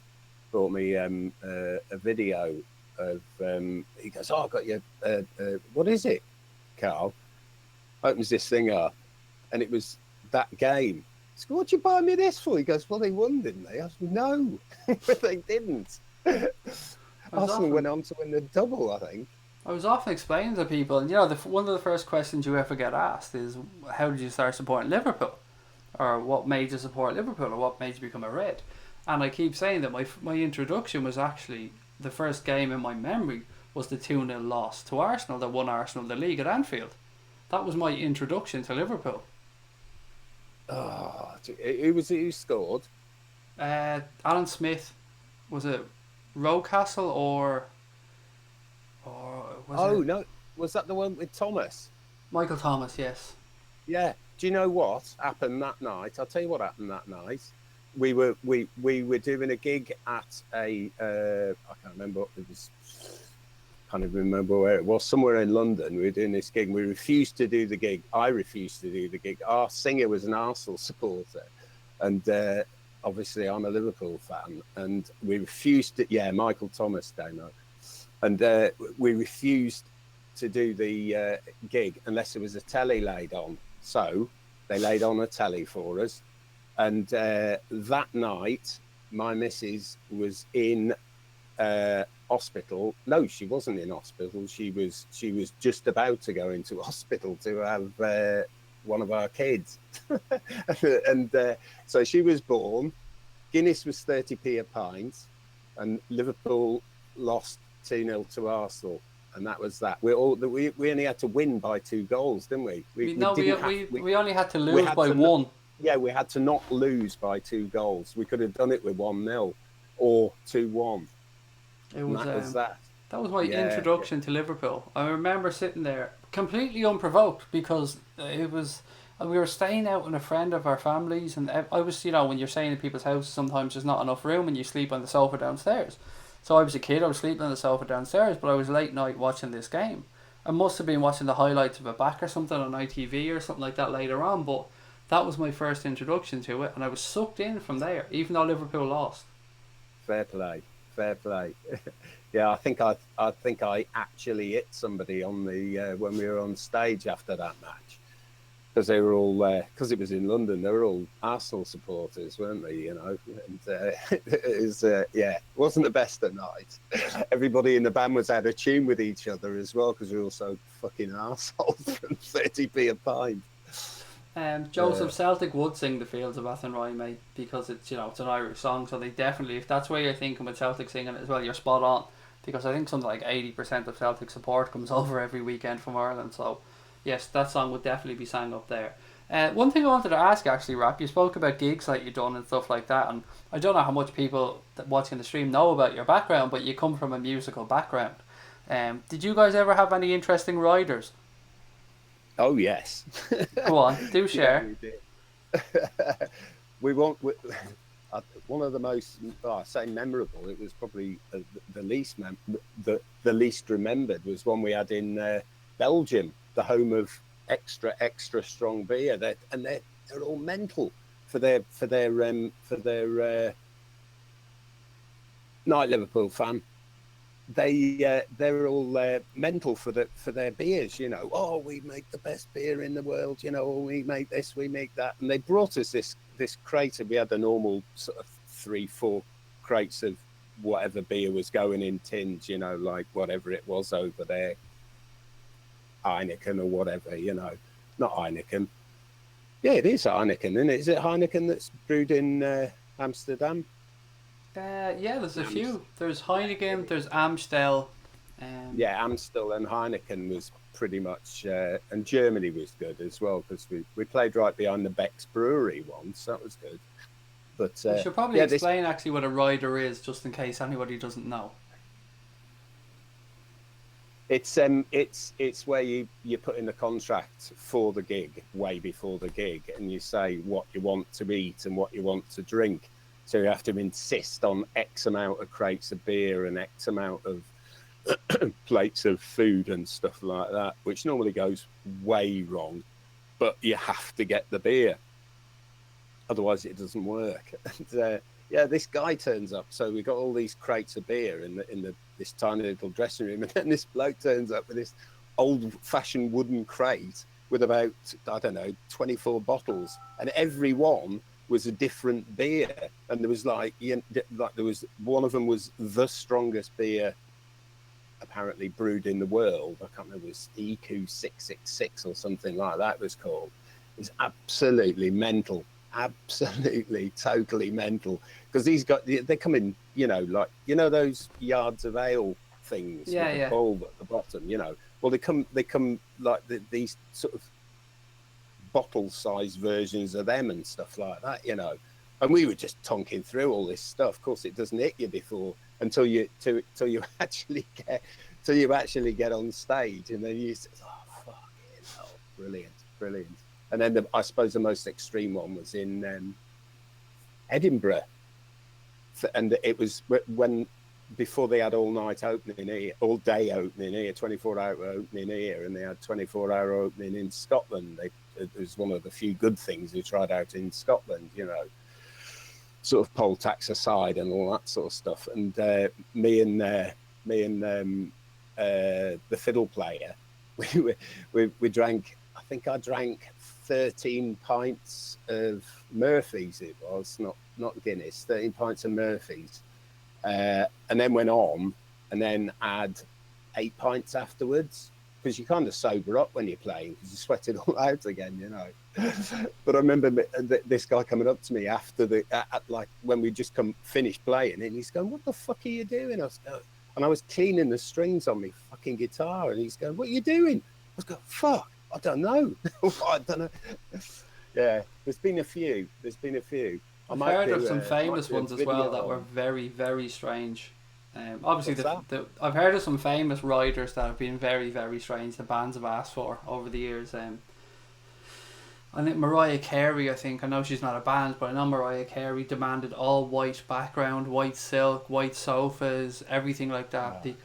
Some of the stuff is just fucking hilarious. So just to reiterate, what a writer is demands made by a band or a group to a venue before they show up. So, you know, the bigger you get, basically, the more fucked up they can become.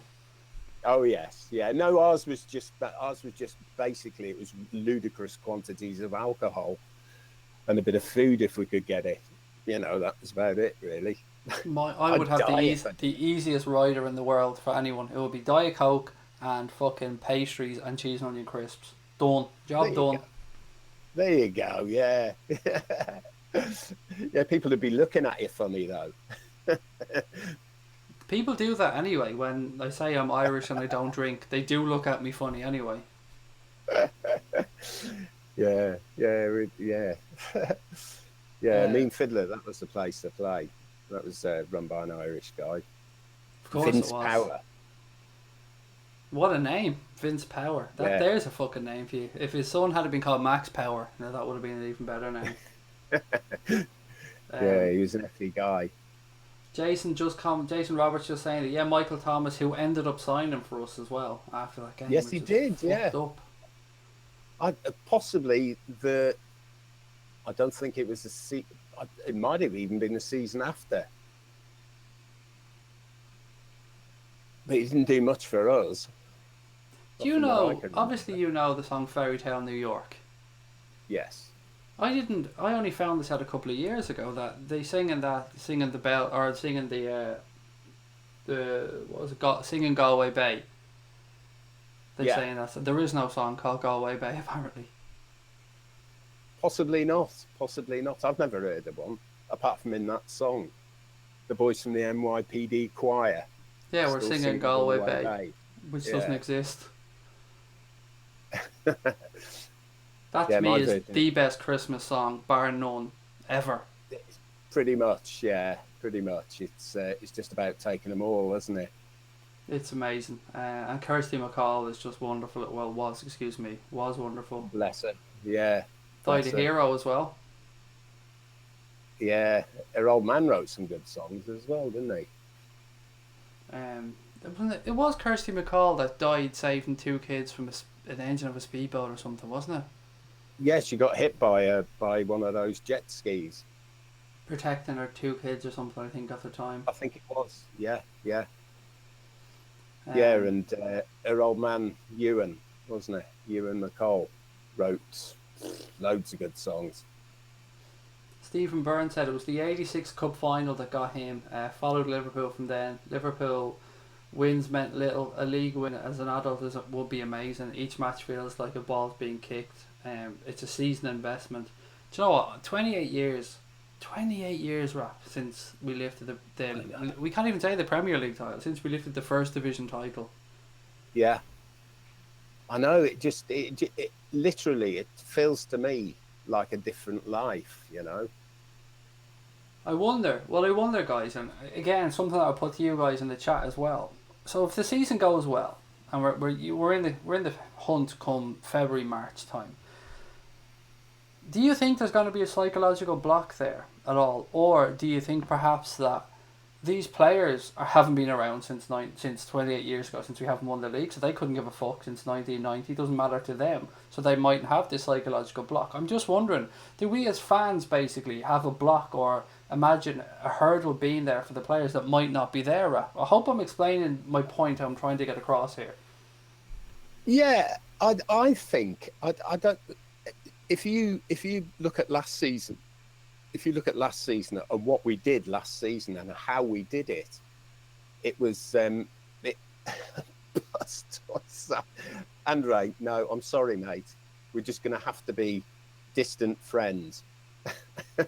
A bus toy signed by Mourinho. No, I think it's if you look at last season, and certainly the second half of last season, how the momentum gathered, had we had even half of what we've got now last season, which we didn't, we had players at the end of the season who were on the bench who hadn't, Chan and Lallana, who hadn't even played, they were injured. So they weren't going on the crest of a wave. We actually just gathered momentum relentlessly from halfway through the season to the end of the season. Now, if we go anywhere near that this season with the team we've got and with the backup we've got, we'll walk it. Because once we get that momentum going, those players, we've seen those players respond to that. We've seen those players go for it and just ride it in, And they're a very good. People can say what they like about the European Cup final, but we were very, very. Had Mo stayed on, we more than likely would have won it because we were actually on top when he went off. Were we not? Would that be a fair thing to say? I'd say we were certainly 50-50 in the game anyway, at least. At least. And that was how we did it though, wasn't it? It was something like 20 minutes in, he went off, didn't he? Something like That's that. it. The thing about that Liverpool team was we only needed a 15-minute burst during the game to destroy a team. Exactly. And we felt our way into the games as well, so it was the same for us watching it as it was for them playing it, So we kind of felt our way into the game. So 10 minutes into the game, you could see stuff starting to click. You could see that that our lot had worked out what they were going to do and how they were going to do it. Now this time round, if we get anything like if we get 50-60% of that momentum going, which we will when the further in we get and we start winning games and we start, the whole movement starts up again, we're going to. I can't see a mental block. I can't see a mental block because we've got the depth to actually carry that off. And there are going to be people coming in who aren't, say, in these few matches starting lineup, and they're going to have played enough, enough games, possibly consecutive games, to actually be riding on that crest. I think we're going to. I can't see it. If we go anywhere near the momentum we had last season, we're definitely going to do something this season. And if it was that cup final again, we would slaughter them. We would slaughter them. I feel like I have to go back through some of these comments because there's so many riders after being put down that I want to go through them and see what people said they would have had as their riders. So LFC Dalek says Diet Chav and Jinxters for Craig. Digestives and ham, said Eric. That still freaks me out, Eric. I'm not gonna lie. That Dave said try digestives and fucking ham. That's gone. Klopp's Underpants said my rider would be Jaffa Cakes and Dr Pepper. I hate you for that, mate. I hate you for both of those things. Two things I hate most in this world: Dr Pepper and Jaffa Cakes. I love you, but I hate you at the same time. The Revenite said, Craig, I had a funny story about a boss that blew nearly all of the funds of the bowling alley I worked for on an event and the music act for an event, and only like 30 people showed up and the idiot wasn't even fired right away. That's okay. That's often the way with bosses, to be fair. A lot of them are fucking idiots. Damo said rider for Jake and Elmo Blues Brothers would be a fried chicken and some dry white toast. What else have we got here from riders? Pepper Red says his rider, very cheap by the way, his rider would be Aldi Crisps, Aldi Dreamies, Aldi Cola and Aldi Beef Lasagna. An Aldi man then. Yeah, very cheap. I mean, if ever I'm trying to sort out riders for a gig, mate, I'm going to get you involved in the negotiations anyway because, I mean, if we can get them down to anything Aldi, we're on a winner. Oh yeah, that's the one. What else have we got? No, it is. Yeah, I mean, we never went. We were just concerned about being fed and watered. by water I mean alcohol, really. But that was it for us. We didn't go for any sort of wild things.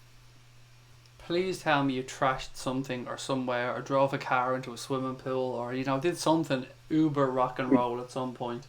I left a lot of graffiti in dressing rooms and in various other parts of small towns and stuff like. We played in this small town in Holland once. Can't remember where it was, but it was raining, and they're really clean and obviously flat. The towns so it's dark. I had a gold spray can, and I just went outside and about 6 foot high letters sprayed Dusters. Whatever the year was, Dusters 89 or whatever, right down the middle of their high street in gold paint. And it was brilliant because it was raining, so the road's really black, and obviously spray cans reject the water. So this thing was like a bloody beacon straight down the middle of their high street. It was cracking. That was one of my best ones, that. Did you ever get the chance to play Mandela Hall in Belfast by any chance? No, we never played. Do you know what? We never played in Ireland, ever, which is one big regret of mine, to be honest. We almost got over several times. It was always obviously playing in Liverpool and Manchester and London and what have you. There was always loads of Irish guys used to come to the gigs and, you should come over. Yeah, we will, and we never got over. Went all over Europe, all over this country and all that sort of stuff, but never made it to Ireland, ever. Well then, if you ever get the band back together, you know where you start off the reunion tour, don't you? Absolutely. Yeah, that would be, it would certainly be we'd probably never come back alive if we went over there, that's the thing. There you go. But look, if you were to die anywhere, dying over here in the Emerald Isle, there could be a lot worse places. Exactly. Lee said, I'm 28. Sorry, everybody, I'm the jinx. It's okay, Lee. We forgive you, mate. Hopefully by the time you turn 29, things will be an awful lot better. Exactly, yes. Absolutely. What else we got? 28 years. Fucking hell. I know, it does not seem it, does it? I mean, it's crazy. No. Like, it's ridiculous as well at the same time. Let's be honest. It's absolutely fucking ludicrous that we haven't won a league title in 28 years. I'm just trying to remember what it feels like. It's nuts. I mean, I was what? Depending on when it would have been in May, so May 1990. I would have been 8.5 the last time we won a league title. I'm 37 next month. God almighty. When was it? 1990? Yeah, it was, wasn't it? 1990. Well, I can't even do the maths. Don't know what I was. 29, 30. It's scary. See, Rod has joined us. Rod, how the hell are you, buddy? Good morning to you over there in wonderfully sunny Australia. Always great to have Rod join us on a stream. How do you say zzz? Is that it? Zzz? Is that right? DCB, our Glaswegian friend. Yeah. I love the way he still always introduces himself or says goodbye as from Glasgow. I love that about DCB. Fair play, mate. Yeah. Hi from Glasgow, goodbye from Glasgow. And lots of love from Ireland. Always, buddy. Lots of love. Garrett said United have signed 11 invisible men. Pepper Red said, sorry, Crosby Red, I can't do diet chav. It contains aspartame. Very bad for you. Apparently, it is E. coli shit. I've heard so many things about aspartame that I've just given up giving a shit, if I'm being honest. The sweetener that's in Diet Coke, I don't care anymore. I mean, if that's the worst thing I have to worry about putting into my body, then I don't think I'm doing too bad in life. I'm just writing down Lee's brother's band, Shamona. That's a deadly name. Jay said, following the Champions League final win in 2005, we had 10 years of near misses of fields. 2007 Champions League final, 2008-2009 Premier League, 13-14 Premier League, Europa and Champions League finals under Klopp. And so it's hard not to have a bit of a complex amongst us. Really cool. Actually, I never thought about it like that, Jace. Just looking back to those years you're talking about. So 2007, I was in Athens for that one. and I actually felt like we should have won that game. I felt we'd more right to win that game against AC Milan than we did in 2005. 2008, 2009, we had an excellent team under Rafa. 13-14 was, I have to say, it was one of the most enjoyable seasons I've had as a Liverpool fan. It ended fucking horribly. We all know how it ended, but what a ride. The Europa League final, we fucked away. We should have absolutely wiped the floor with Sevilla. God, yeah. And then the Champions League final on the clock, that was, we all know how that worked out. But you're right, Jace, we haven't been a million miles away. And I would like to ask everybody in the chat, what would be more important for you all right now? For this season, if I could guarantee you something, if I could wave my magic wand and guarantee you a league title or a Champions League, what is it? What would you like? What would you take? For me, obviously, hands down, it's a league title, without a shadow of a doubt. Yeah, definitely. Same with me. I know. Although both would be nice. Oh, would you? We've done it before. Oh, would you? I really would. Imagine that that's a proper double. I mean, never mind your FA Cup and your league title. That's the fucking double you want to be doing. Yeah. We've done one of them. Just a reminder, guys, we've still got some time to go on tonight's stream, but if you're watching and you've joined us for the first time, don't forget to hit that subscribe button, guys. And if you're enjoying the stream, please do give us a thumbs up. It really means a lot to us. I'm not sure how many people are watching, but if you all just take a moment, just hover down, hit that like button. It really does help us get suggested to other people, get put into other people's, not streams as such, but when you're on YouTube and you have a look around, sometimes YouTube suggests things to you that they think you might like. So the more people that we can get liking our stuff and sharing our stuff, the more we'll get suggested. And the more new Reds we can reach out to, which is what we're all about on here. And finally, guys, before I go back to Raptor and go back into the chat, we all know the Champions League draw takes place tomorrow, 5 o'clock UK time. I'll be on here doing a live stream of the draw. So if you want to jump on tomorrow, around 10 to 5, quarter to 5, we'll have a bit of a laugh. We'll go through the draw together. We'll react to what Liverpool and the other English clubs get. And then we'll have a little sit down a few minutes afterwards and see how we feel we're going to get on and how we think we're going to get out of that group. Sounds good? Join us tomorrow, quarter to 5. What have we got? Jay says, the supporters, however, we can all see the current crop going on a massive upwards trajectory and there's no reason we can't be excited. There isn't any reason not to be excited. You're right, Jace. Paul Turner says, I want to overtake the Manx in league title. How many titles have the Manx won? 20. They haven't. They have. Fucking hell, we had the record for ages, didn't we, with 18? I know, we used to say to them, come back when you have 19. Or come back when you have 18. Fuck. I think it's 20 anyway. It could be 19, but I think it's 20.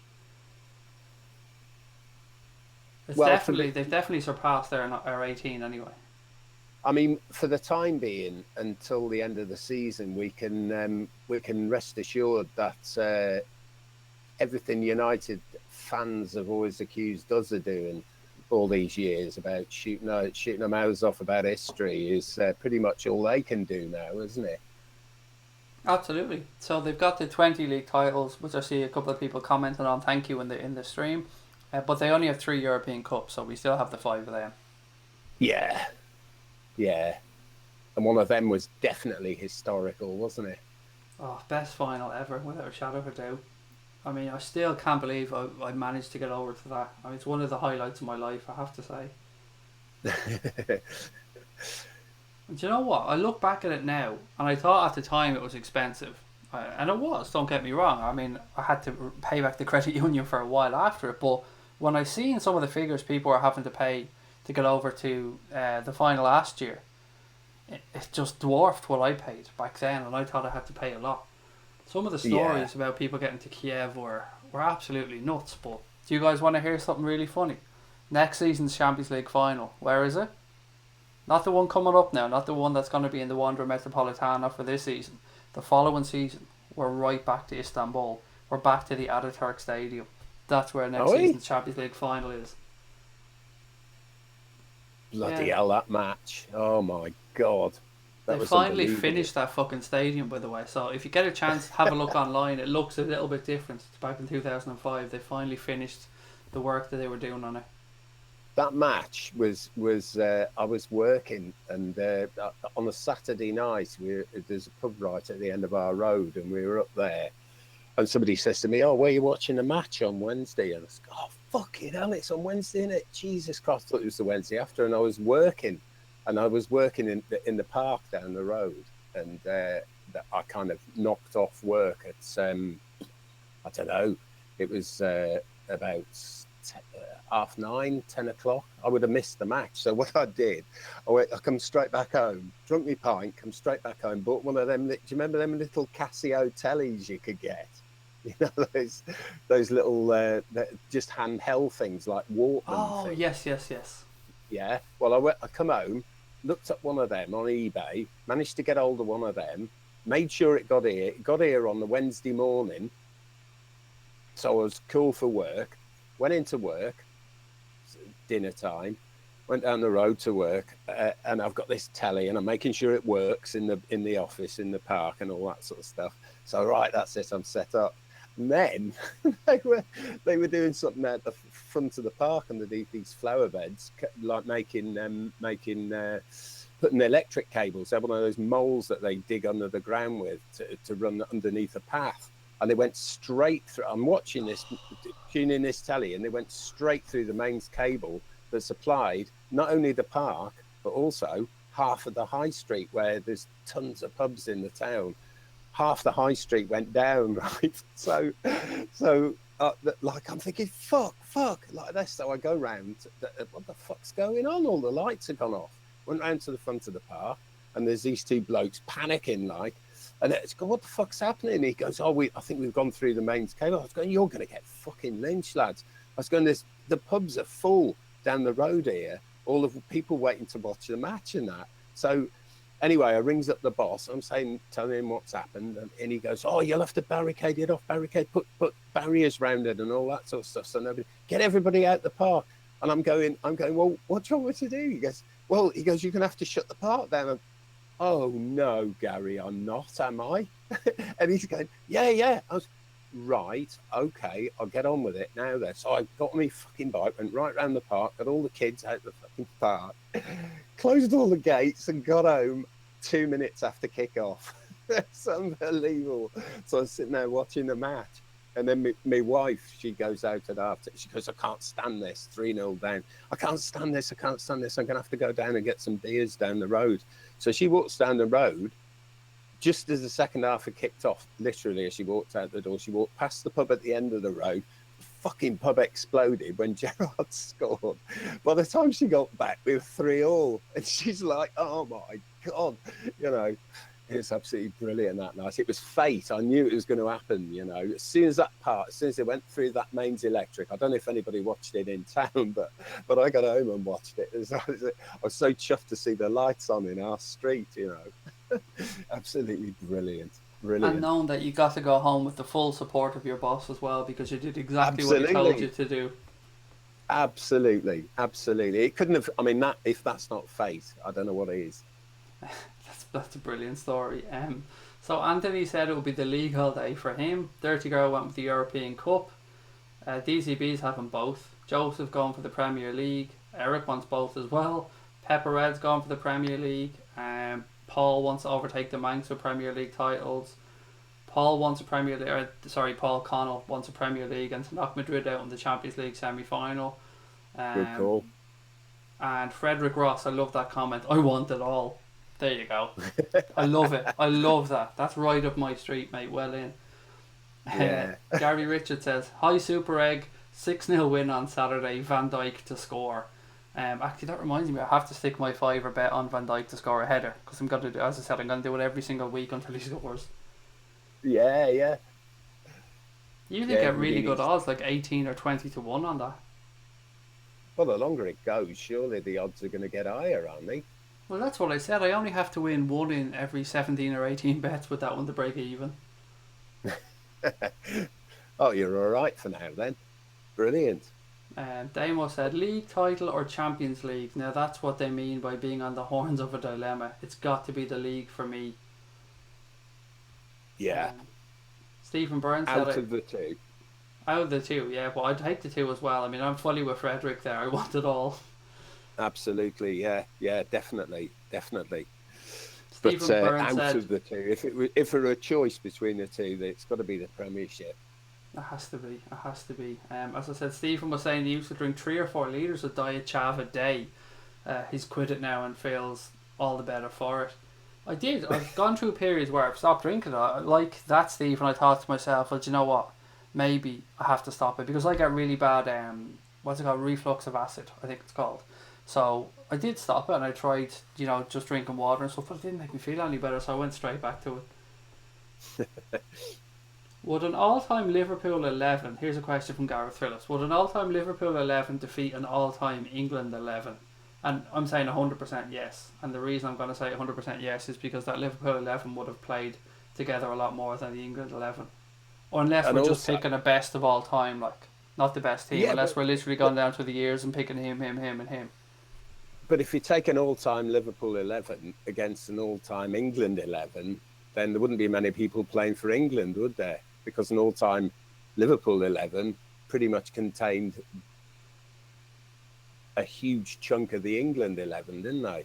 Well, let's see if we were picking it though. If we were picking it, like you'd have Kenny, he's Scottish. You'd probably have Jockey Hansen in there. Yeah. Fowler, who didn't really get as many England caps as he should have got. If you went with Robbie Fowler, Emlyn Hughes. Oh, crazy horse! Somebody said it would have been his birthday yesterday. I think it would. Yeah, 75, I think. Strangely, I was saying the first time I ever came across Emlyn Hughes was an audio book, and it was way back when I was a child. And it was a really strange thing back then as well. Yeah, he had a great voice. Yeah, he used to talk like that all the time. Sounded like somebody had him by the throat all the time. Was it Ian Callaghan that said to Shankly one time he couldn't play because he has a sore foot? And Shankly said to him, "That's not your foot, son. That's Liverpool Football Club's foot." Yeah. Now get out there. Imagine trying to pull that one now. Imagine fucking somebody saying that to Luis Suarez or saying that to Lionel Messi or something like that. Well, it would. Yeah, I mean, it's not unreasonable, is it? The good thing is, the thing I like about us at the moment is there is no, even though there's obvious people in pretty much any other team would all this business about player power and all that sort of stuff, and there is you don't get a sniff of it from us lot at all, do you? I don't know. Maybe that's just me, but I don't get any sense of it at all. You've got the likes of Mo, who is, let's be honest, the guy he's humble.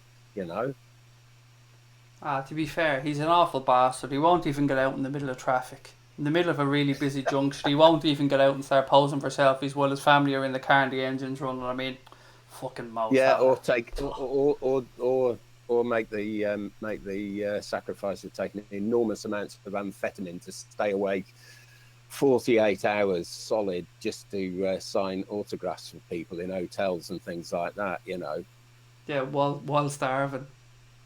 Yeah, to get his food. Yeah. What is the whole gen about that story? So here's what I know about it, and I only know about it because I think maybe an Egyptian or somebody of Arabic descent was kind enough to come into the chat last night and kind of let me know a little bit about this. So what I knew was that when they were going to the World Cup, Egyptian had Mo Salah plastered on their airplane along with their sponsor, who was a mobile phone telecommunications provider. Now Mo Salah has a deal with, I think, let's just say Vodafone for instance. So Mo Salah has a contract with Vodafone to be a spokesperson or to appear on their ads. But then on the plane, they had Mo Salah and then, let's say, O2, for instance. And of course, that was against Mo Salah's contract. He couldn't do that. And nobody from the Egyptian FA had mentioned it to him, had tried to smooth it over, had talked to his representative about it, nor did they make any moves to try and rectify the situation for him. So between that and the situation you're talking about there about at the World Cup, there he couldn't even get down to have breakfast because the lobby of the hotel was surrounded by fans, and he had to stay in his room for a ridiculous amount of time after getting very little sleep because he'd had to be, getting signing autographs and fans in the hotel making noise and stuff like that. So all this stuff himself and his agent or his representative put into a letter and sent it to the Egyptian FA. And up until a couple of days ago, they still hadn't addressed or even fucking responded to that issue. That's right. They completely ignored it, pretty much, didn't they? It's ridiculous. Like, I mean, it really is ridiculous. And I understand some points of it because, as I said before, me being Irish, I've seen that when Ireland qualified for Italia 90 and when we got over to Japan and South Korea and stuff, we weren't used to planning for these major tournaments, perhaps like England, Germany and France were. So there were things that Roy Keane wasn't happy about, and there was situations where, for one example, the Irish players, I believe, going over to one of their first major tournaments were sitting in economy on the plane, while the heads of the FAI were sitting up in first class with their families. Yeah. So I think I can understand maybe the mistakes being made from the Egyptian side, because they're probably not used to the planning and stuff that goes into this. But at the same time, when you have a player who is carrying your nation around the world and representing your country tremendously well, if this player has gripes, then you fucking move heaven and earth to address these gripes. To ignore them for a couple of months seems ridiculous. Yeah. Especially when he's plastered on the side of the bloody aeroplane as well, you know. And he's not asking for much. Like, he's not being a diva here and saying, you know, he's not giving them a fucking rider like we spoke about earlier on. No. It's yeah. That's kind of, now you put it like that in that, because I just keep seeing snippets of it all and all that sort of stuff, and people saying, you know, it's disgusting and all that sort of stuff. And it is, though, isn't it? You know, I mean, you think, come on, boys, get it together. Just like you say, you know, you only have to at least acknowledge it. You know, get a bit of dialogue going. Well, that's before we even get into the fact that he probably rushed back to the World Cup too quickly because of his love for his country and wanting to represent Egypt at the World Cup and do his country proud. He probably came back too early. It almost definitely came back too early. But then, you know, that's the kind of guy he is, isn't it? You know. Absolutely. You know, it all falls into that whole agenda of him not, you know, of nobody actually being in this Liverpool side being you know, elitist or anything like that, you know, whereas you have got, you know, you have Chelsea and you know, I mean, there's obvious ones, you know, in Chelsea there are obvious prima donnas, United there are obvious prima donnas, you know, City, I guess they're kind of they pretty much got it under, you know, got it under control as well, haven't they, considering the potential they've got there for that sort of attitude, you know, in the squad. I mean,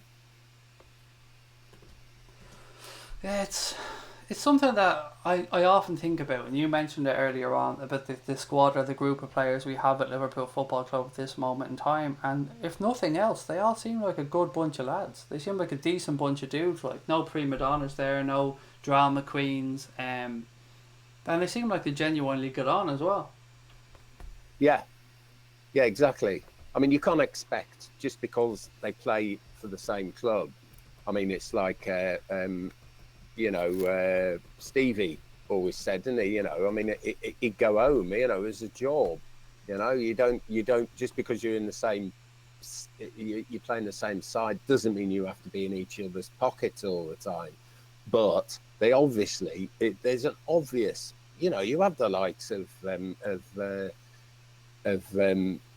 Chamberlain and all those guys, you know, and you know, that guy, you can tell, you can smell, this is what I always call, you can smell it on him, you know, I mean, he smells right, you know, they all smell right, those guys, you hear them talking and they're all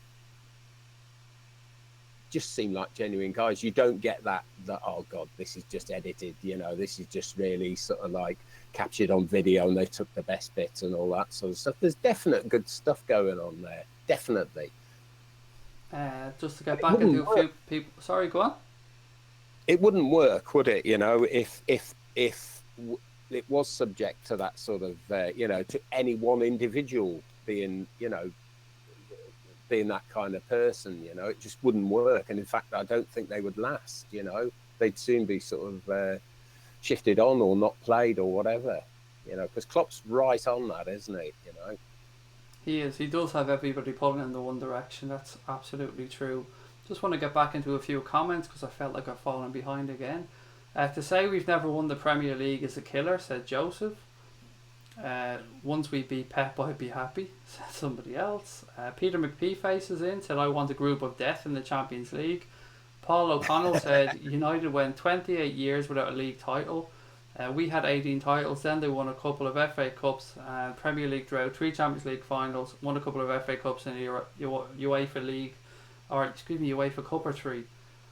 Sorry, I was trying my best to get through. Sometimes if you hear me stumbling through comments here, it's not because I'm not reading them well. Sometimes people shorthand things in the comments and it's very hard to gauge what they're trying to say a lot of the time. So bear with me at times, guys.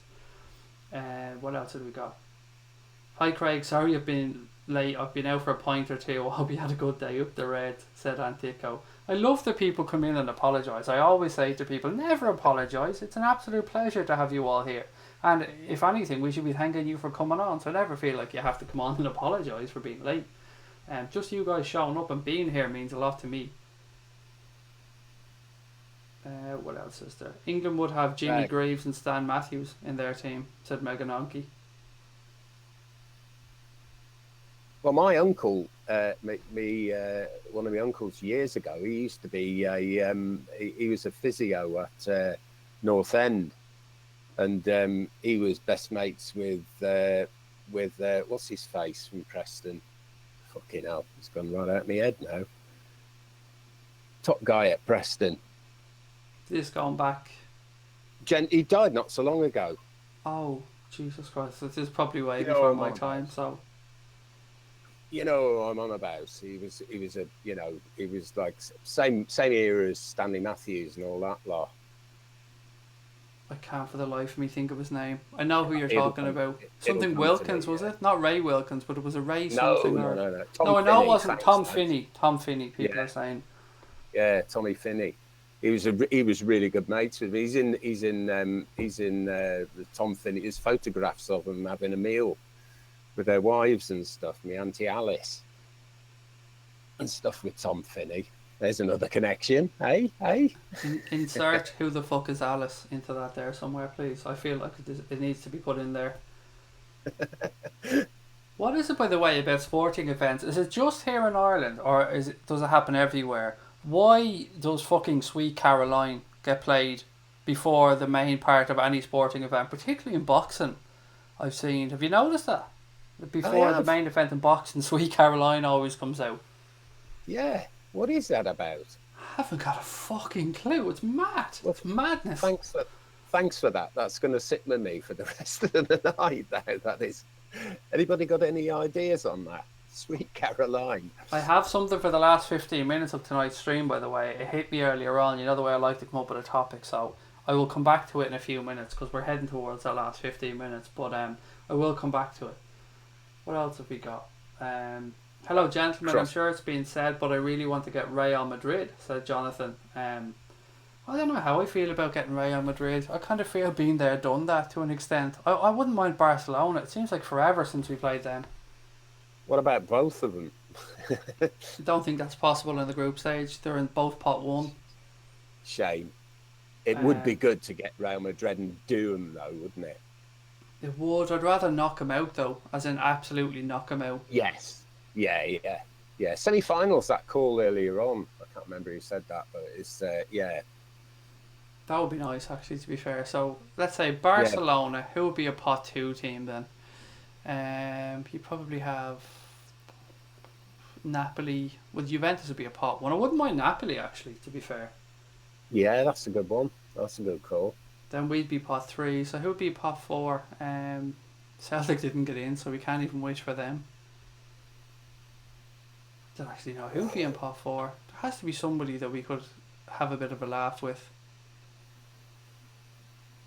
I can't remember. We'll see tomorrow anyway. We won't have to wait too long. Yeah, I'll just wait till it comes up. I hate the way they make a meal out of the draws, by the way. They really fucking drag these things out. Yeah. Long live King Mo says, I want the easiest group possible. Do you really want the easiest group? It would be so good to just screw like, yeah, Juve, Like mega. look at Spurs group last year. That was a brilliant group.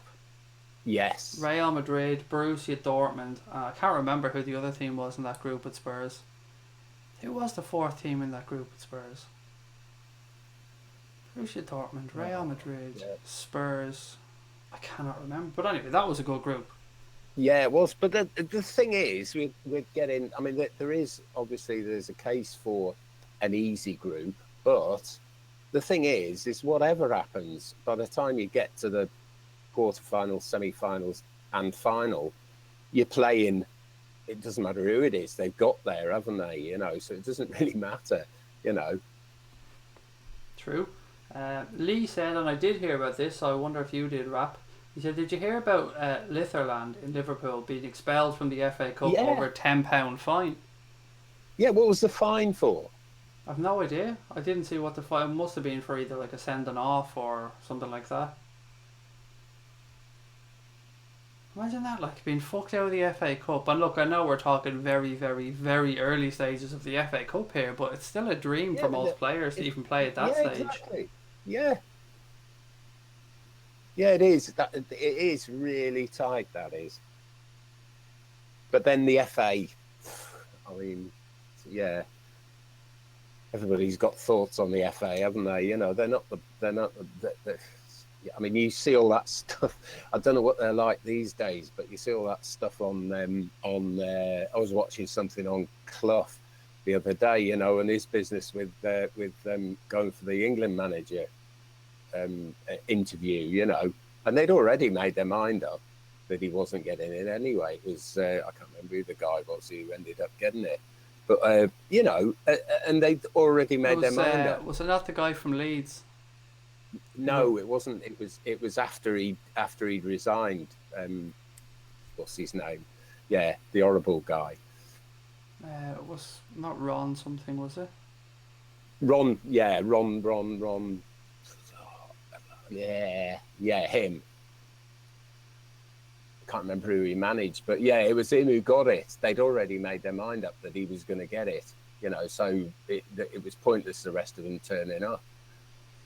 Did that guy, was it the guy that was Leeds manager? Did he not go get the England job? No, and then he went and managed Leeds. Don Revie. That's who I was thinking of. Don Revie was the guy who got the England job, and then there was indiscretions, and he ended up going to Saudi Arabia or something like that for the money. Back then, even that's where the money was. Yeah, and you know they are. I mean, they are a bit arcane, aren't they? Antiquated, you know, the FA. They need some fresh blood in there. They need some younger, fresh blood in there. It's ridiculous. Yeah.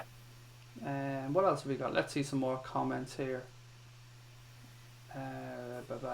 Bruges said Thomas has a suggestion for a pot 4. Inter Milan are in pot 4, said Paul, which is fucking class. Bruges would be good. Bruges would be a nice historic tie, actually, to be fair. Jay said Inter Milan pot 4 would be good fun. Galatasaray or another couple of matches against Hoffenheim could be interesting. Yeah, Bayern Munich, I like that one. Apoel Nicosia was the other team in the Spurs group. Yes. Well, so that was a game either. What was that? Oh no! Yeah, Lee says the player paid the team and the team didn't pay the fine. Oh my god! I mean, over £10. I was like, it's obviously just a clerical error. Like, to fucking heam out and not even warn them or give them a chance to fix it.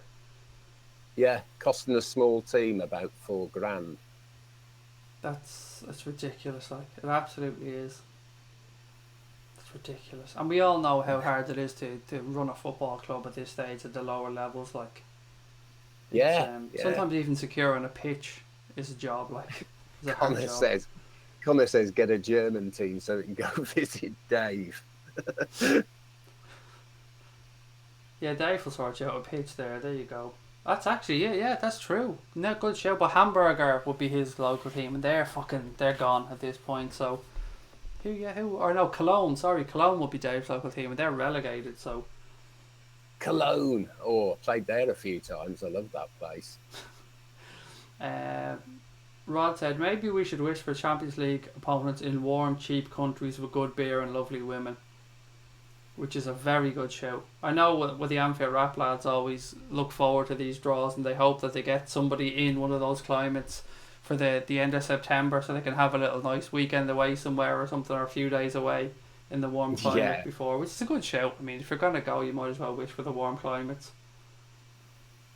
I mean, you don't want to be heading off to the Baltics in January or February, do you, to go to Eastern Europe somewhere to play? Yeah. What's that? We could draw Real Madrid pot 1, Roma pot 2, Hoffenheim pot 4. I don't know out of that lot. Yeah, Roma or Real Madrid. Although, yeah, Hoffenheim. I mean, we did do a number on them, didn't we? I wouldn't mind getting Benfica again as well. I like some of these glamour ties, even though they're not teams that they once were. Benfica, or did Marseille make into the Champions League? I don't know, actually, no. I'll tell you what, I wouldn't mind keeping PSG a kicking. Yes, that'd be good. I really would Somebody enjoy said- to give Paris somebody Saint-Germain a said, kicking.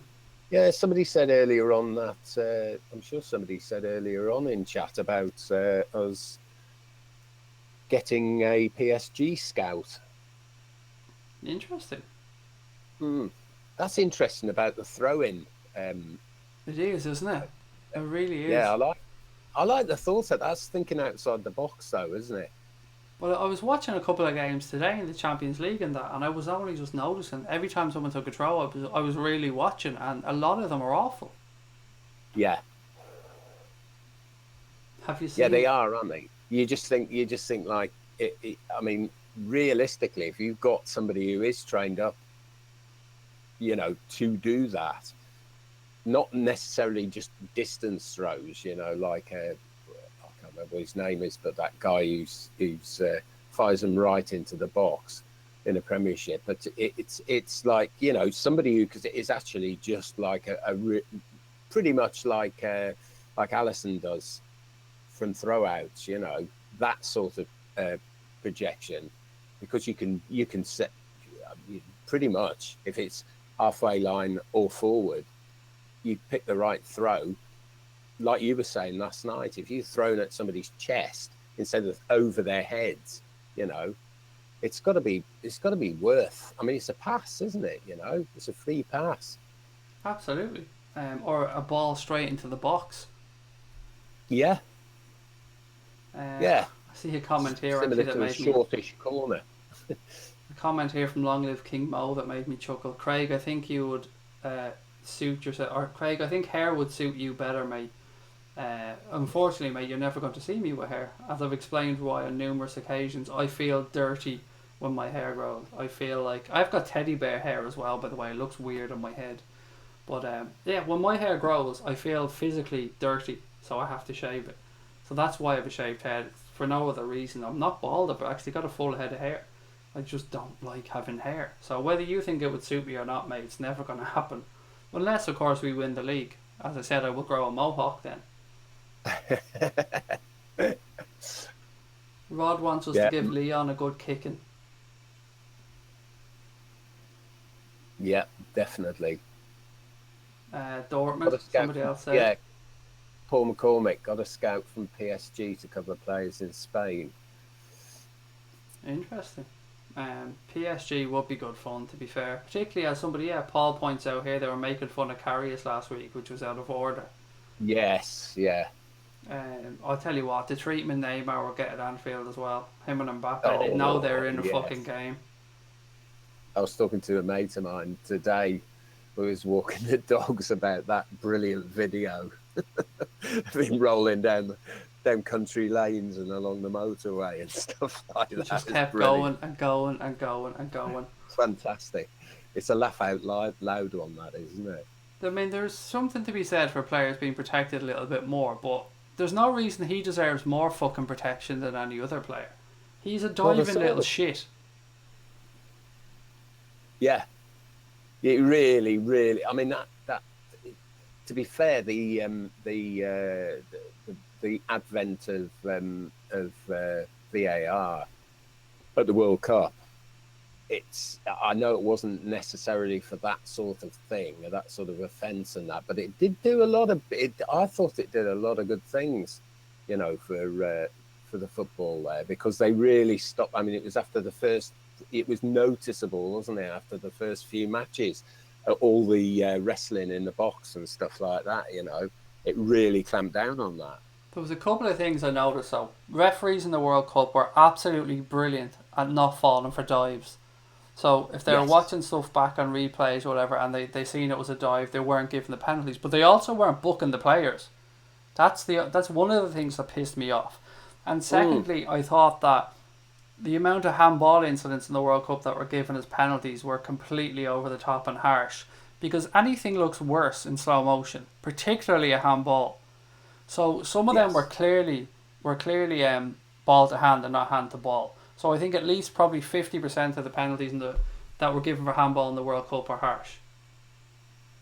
Yeah. Yeah, I'd agree with that. It was, and it is, yeah. I mean, you can see that you can see the argument for not having it as well, because I mean, we've got to where we are, haven't we, without it, and at the end of the day, all that everybody has to look back on up until this moment in time is replays on telly. And you can't see, there aren't any replays on telly at the match. So what happens at the match kind of stays at the match, doesn't it? Absolutely. And that's one of the things that I understand people's complaints inside Anfield with regards to stuff happening with VAR, because they haven't got a fucking clue what's going on a lot of the time. They just see play stopped and they've no idea why. So there does need to be Yes. something for the fans inside the stadium to let them know what's going on. They should probably have access to the same screens that the referee is seeing. And I know inside Anfield that's pretty much impossible because we don't have a big screen. Yeah. Yeah. Yes. Yeah. Um, And where would you put a big screen if you were going to put one in there? You couldn't. There isn't anywhere to put it. there needs to be something, whether it be an announcement from George Sefton at the time or something needs to be done so people inside the stadium at least know what the fuck is going on. Yeah. Connor Yeah. reckons we need Rory Delap, by the way, for the throw-ins. Rory Delap, that's the guy. Yeah. Another Irish international. Oh, Klopp's underpants is gone. Klopp's underpants are off. Off as in good night, or Yes, I think so. DZB is off for good night as well, mate, to you. I've seen that earlier on, I meant to say it. A Mo Salah afro would suit me, said Jace Roberts. What I can promise you all is when I come back from my holidays, I've said this to Connor, there was a head last year that I wanted to buy when I was over there. Like a mask. And it was a panda head. And I meant to get it, but I forgot to go back to the store. I'm going to show you guys a picture of me and my daughter now. So you can see there, anyone who's watching the camera, that panda head will be coming home with me this year. So I will do a stream in that panda head. I can guarantee you that one. Brilliant. Yeah, you'll just tune in here one night and you won't know what the fuck is going on. I'll be just sitting here with that panda head on doing a stream. Maybe after we lose or something I can do it to cheer people up. Megan Onke says, how about young boys? And no, my name isn't Gary Glitter. Young Boys of Bern, I believe, is their full title, isn't it? Young Boys of Bern. Yeah, I I think. saw them at Europa a couple of years ago. Ant is just saying #autism awareness. Lots of love as well, Ant, for putting that one in, mate. I love to give a nightly shout out to autism awareness. Gomez snapping Neymar's legs. Inject that into my vein, please, said Connor. I tell you, I really like the difference there in those two players alone from the one club. So you have Mbappe, who is the poster boy of world football as far as I'm concerned for the future. He is the future superstar of world football. And then you have Neymar, who is kind of on the periphery of being a bit older than Mbappe, but kind of still being a generation almost behind Messi and Ronaldo to an extent, somewhere kind of caught in the Yeah. middle of those. And you see these two players now. You can't compare them to me. Mbappe plays the game in the right way. He takes his kickings, he takes his lumps, as they used to say. He gets up and continues to play. Whereas Neymar is just a whining, crying little bitch. That's all I can say about that dude. If he was to just shut the fuck up and play football, he'd have a lot more Yes. fans. Yes, absolutely. I can't stand people. He just smells wrong to me. I can't stand people like that. I don't get the fanboys that love him. I just don't get it. I do No. not get the generation of people that absolutely adore Neymar. But the thing is the worst thing. I mean, I would hate to see Mbappe get. All he needs is a bad injury. If he gets a leg injury, that guy is. It's pretty. I'm not comparing him to Michael Owen, but Michael Owen, once he took an injury on, it was his. When he was doing his business with us, the guy was untouchable. It was was that explosive so power he had from a standing start. Like he could just glide past people. Ridiculous. I mean, ridiculous. And as is Mbappe, once that guy gets going, he's he's untouchable. And if he gets in the area at that speed, you don't stand a chance, do you? And it would be it would just be awful to see. And it's the worst thing is it's actually more players like that are actually more prone to those type of injuries, because once they get them, it affects them more, doesn't it? It's like Mo. I mean, if Mo suffered a bad leg injury, God forbid, touch wood, touch me head, touch everything. If you took Mo's pace away, because that guy is just so quick, isn't he? He's ridiculous. But a leg injury, any sort of tendon injury in his leg, and that's it. He's fucked, because you lose a fraction of that pace, and it kind of takes away a huge chunk of your game, doesn't it? Absolutely. I have to say, I could watch Kylian Mbappe play football forever. I adore the way the guy plays football. I love some people say it's kind of the impetuousness of youth or the lack of fear that he has, but he plays like a kid loving football in the park. Gets the ball and Yes. just fucking runs at people. And that's a skill or an art form that's lost a lot of the time in football these days. You don't get a player that just gets the ball, gets his head down and runs at people. No, exactly. What was it he did at the World Cup? It's like a 70-yard run, wasn't it, or something like that? It was ridiculous. Yeah, he is just so talented. And then you see Neymar, who is just all fucking flicks and shows and always trying to score the perfect goal for the cameras and stuff like that. I mean, I just don't get it. I'm not denying the guy is eminently talented, because he is. Of course he is. He's a very, very good footballer. But he's also a prick. Yeah. Comes across as a prick for sure. And if ever there was somebody who's in the game for money.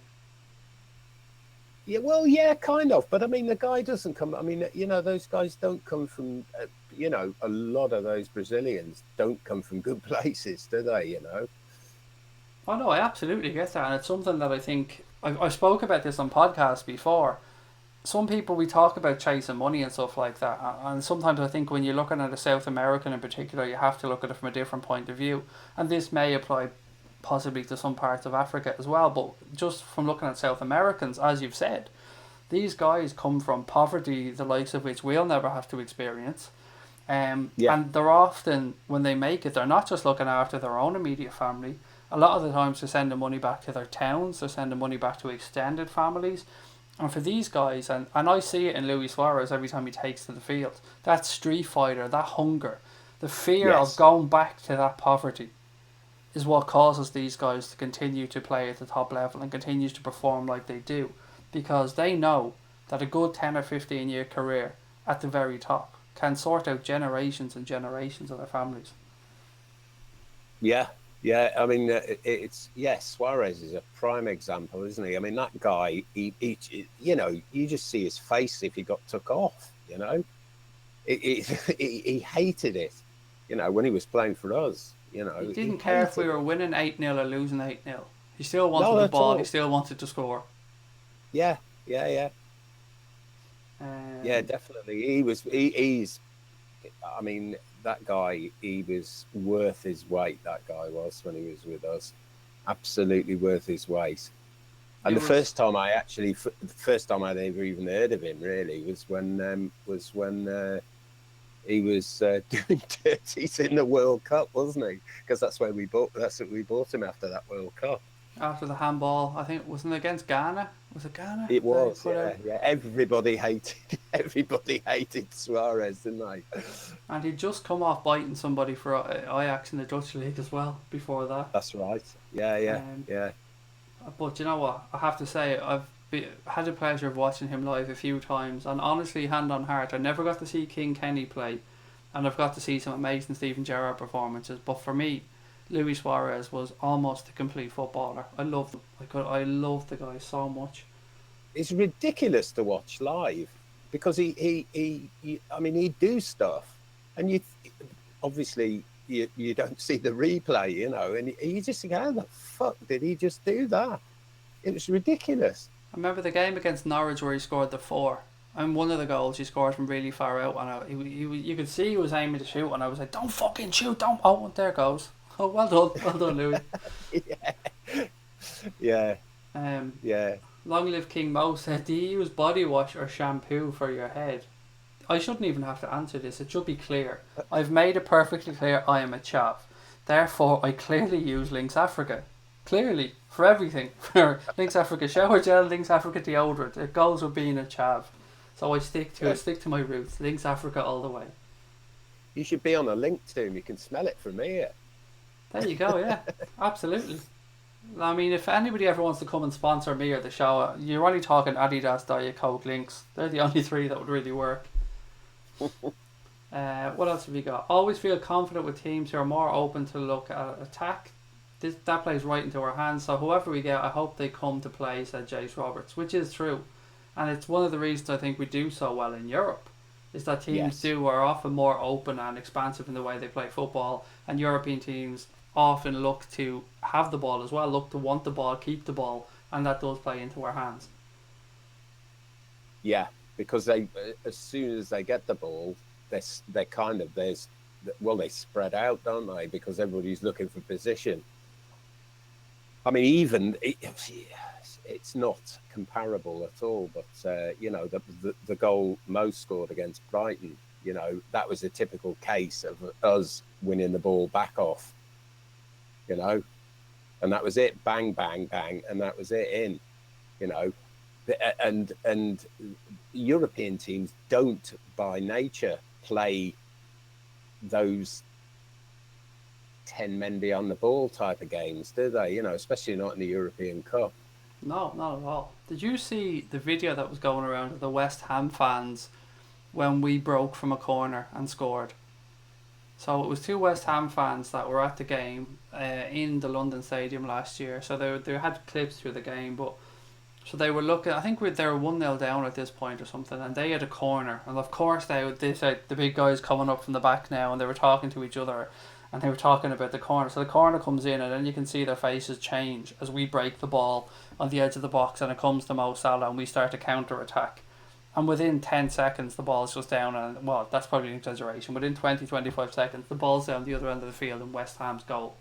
That's what we're capable of. That's what teams have to put up against. There is no safe place on the field when you're playing Liverpool. Just hasn't. Did you see the clip of the tunnel when we were playing Arsenal? There was a camera down the tunnel of Anfield onto the field. You could just basically see the halfway line, but there's this brilliant clip of play just going past the camera really quick. And it was like 2 seconds, and Suarez was zoom past the camera. That's how quick they are. It's frightening. Yeah.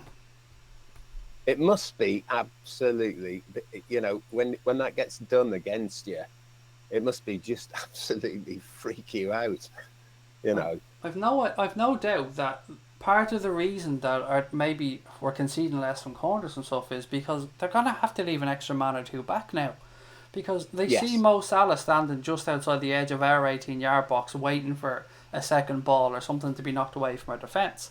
And they know they can't just leave 1 or 2 men back now. They need to have at least 3 there, because if Mo Salah breaks, he can be past them in a heartbeat. Yeah. Well, there's loads of, you watch those YouTube videos of our goals last season, and it's just frightening. When you've got, as soon as that ball comes out from one of their corners, as soon as it gets out, and it's bang bang, two balls maybe, and what all three of our front three are just herring into the opposition half, and it's just, you just think, Jesus Christ, because the guy that say it's Mo with the ball, the other two are running to catch up with him, so they're going even faster. What the hell do you do against that? Sit there and cry. That's pretty much it. Yeah, it's poetry in motion. Truly is poetry in motion. That. So Jay Kismet said, Neymar is the prime modern day social media football player. His acting skills are needed for his fan base, and him being a footballer may even get forgotten at times with them. Which is true. So guys, I said I had something for the last 15 minutes of the stream tonight, so here it is. We talked about Sweet Caroline earlier on. We spoke about a boxing venue. So what would be your walkout song? If you were going to go in, and I thought about this the other day because I thought about myself going and punching fuck out with Logan Paul. And I mean, I really thought about it. I thought long and hard about this one.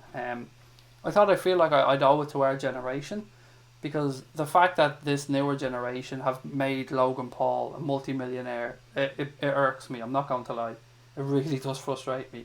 So I'd feel like I almost have a duty, or I would have a duty, to punch fuck out with this guy in a boxing ring. So I thought, Craig, what song would you listen to, or what song would you walk out to? And I still haven't decided, and it's 3 fucking days later. Connor, why can't we be friends? Connor, your generation's part of the problem here, buddy. That's the thing. It's you guys that made this fucking idiot a millionaire. But anyway, so getting back to the point. Apologies about my little rant there, but I would love to kick fuck out. I'd do it. Do you know what annoyed me most about that fight? Actually, sorry for going off on a tangent. So I didn't watch the fight, of course, because it's not a fucking fight. But somebody sent me a still of the fight. The fucking 2 fairies were wearing headgear. And look. Amateur boxers don't even wear headgear anymore. That's the funny part of this. So even if we're calling them amateur boxers don't wear headgear anymore. So these 2 fucking idiots sold 800,000 buys of $10 a buy for the stream. I think someone said they sold 21,000 seats in the MEN Arena or something like that. To watch these 2 fucking idiots, these 2 fucking YouTubers that played FIFA or something. I feel like I would owe it to our generation to go in there and punch fuck out of him. I do it. I do it for you people. But anyway, the question is, what song would you walk out to? Brilliant ones coming in. So what song, Rock, what would be yours? Can you think of one if you were to walk out now? Crosby, I Get Knocked Down. That wouldn't happen though. That's the thing. I can guarantee you. So if you were to walk out, if I had to pull out last minute and you had to jump in and face Mr. Logan Paul for me, who would you walk out to? What would be your walkout song? I think mine would be, and you probably would never have heard of it, would be Tension by Killing Joke. You're correct. I haven't. Yeah, check it out. Killing Joke, Tension, YouTube. I will be checking that one out. You may have to send me the name for that. I'll probably forget it. I'll send you a link to it. Because if I just put the word tension into YouTube, I'm going to get a completely different video back, if I'm being honest. Possibly, yeah. Pepper Red says, Lynx Africa does rule. I currently have a tin of it. Does anybody remember Lynx Alaska? No, I actually don't remember Lynx Alaska now. Whenever I go on holidays, it's Axe over in America, so you can get the same stuff. It's just called Axe. How do we go from Champions League draw to what shampoo do bald people use? Asks Rod. It's the beauty of the Anfield Agenda, mate. There's no fucking agenda. We go all over the place here. We could end up talking about the best sticks of rock we've ever had at some point. I wouldn't rule it out. Love on the Rocks for Damo. Stormzy, Shut Up for Long Live King Mo. Look at that. There's 2 Anti-Nowhere League songs in there. Good choices, boys. Golden Brown by the Stranglets. Tupac, Hit 'Em Up. See there, Paul, you're going towards my side of things, mate. That's kind of the era I'd be going in as well. Simpsons theme song. That would probably be that. Is that Connor by any chance? No. Yes. I knew it was. I fucking knew it would have been his because Connor is a massive Simpsons fan. Thomas Boland, Benny Hill theme. That'd be brilliant. That wouldn't be a walkout. You'd have to run out to that, wouldn't you? Connor said seats were priced between £100 and £600 for that Bloody fight. hell. Fucking hell. That is ridiculous. Oh, God. I'd have done it for free. I'd have punched fuck out of him for free. I would have had a rider though. I'm not like I'd want my rider. But apart from that, yeah, that's crazy. £100 to £600. Macy Gray tried to walk and I stumble.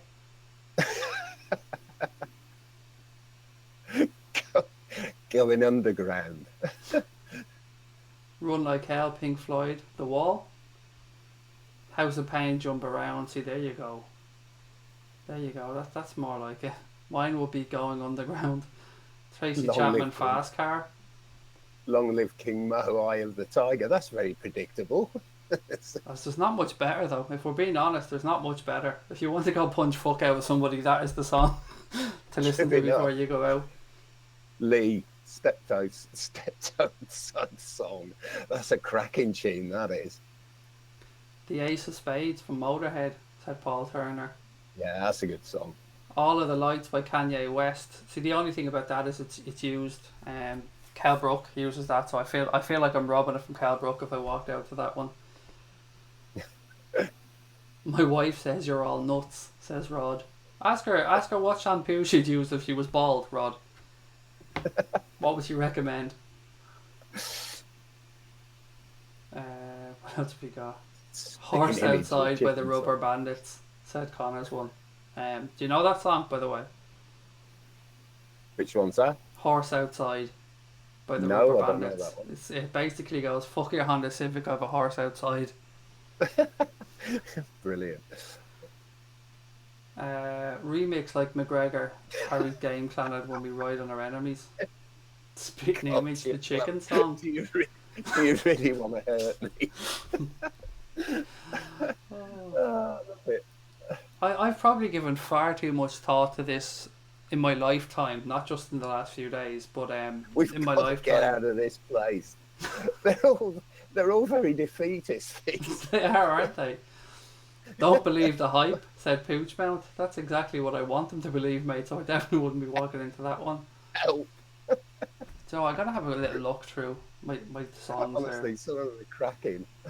I know, this is one of my favourite parts of the streams, is the last 15-20 minutes when we just talk about absolute horse shit. Hit me with your rhythm stick, says Mega Donkey. Some absolute belters there. Bring back death penalty. The Birdie song. That'd be brilliant. How to lull somebody into a false sense of security, isn't it? What's that other song? You know, the one that goes, comb your hair. Superman. Give peace a chance. Give peace a chance. I'm looking through my songs here to see what I'd walk out to.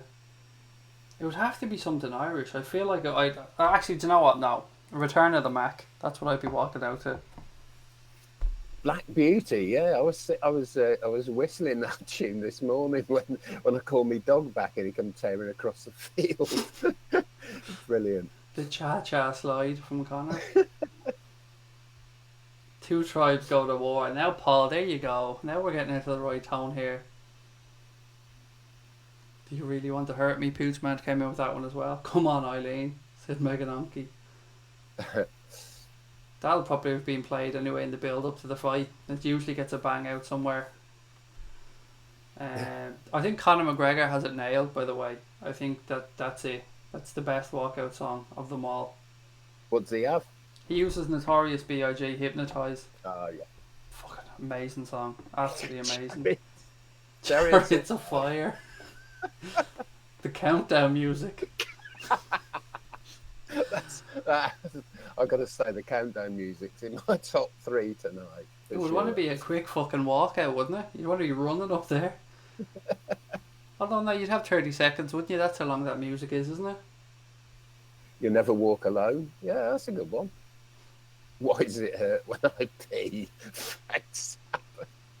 Doesn't Tony Bellew walk out to the, is it Z Cars? Is that the name of the fucking stupid tune that Everton listened to? Yeah, Zedcar. Bloody hell, I remember Zedcar's on telly. He walks out to that when he fights. Oasis Rock and Roll Star, said Ant, which is a good song to be fair to walk out to. Please release me. Alternate Queen, we are the champions. I remember singing that in a cop. Okay, no, that was a while ago. Toto Africa. Anything by Rick Astley.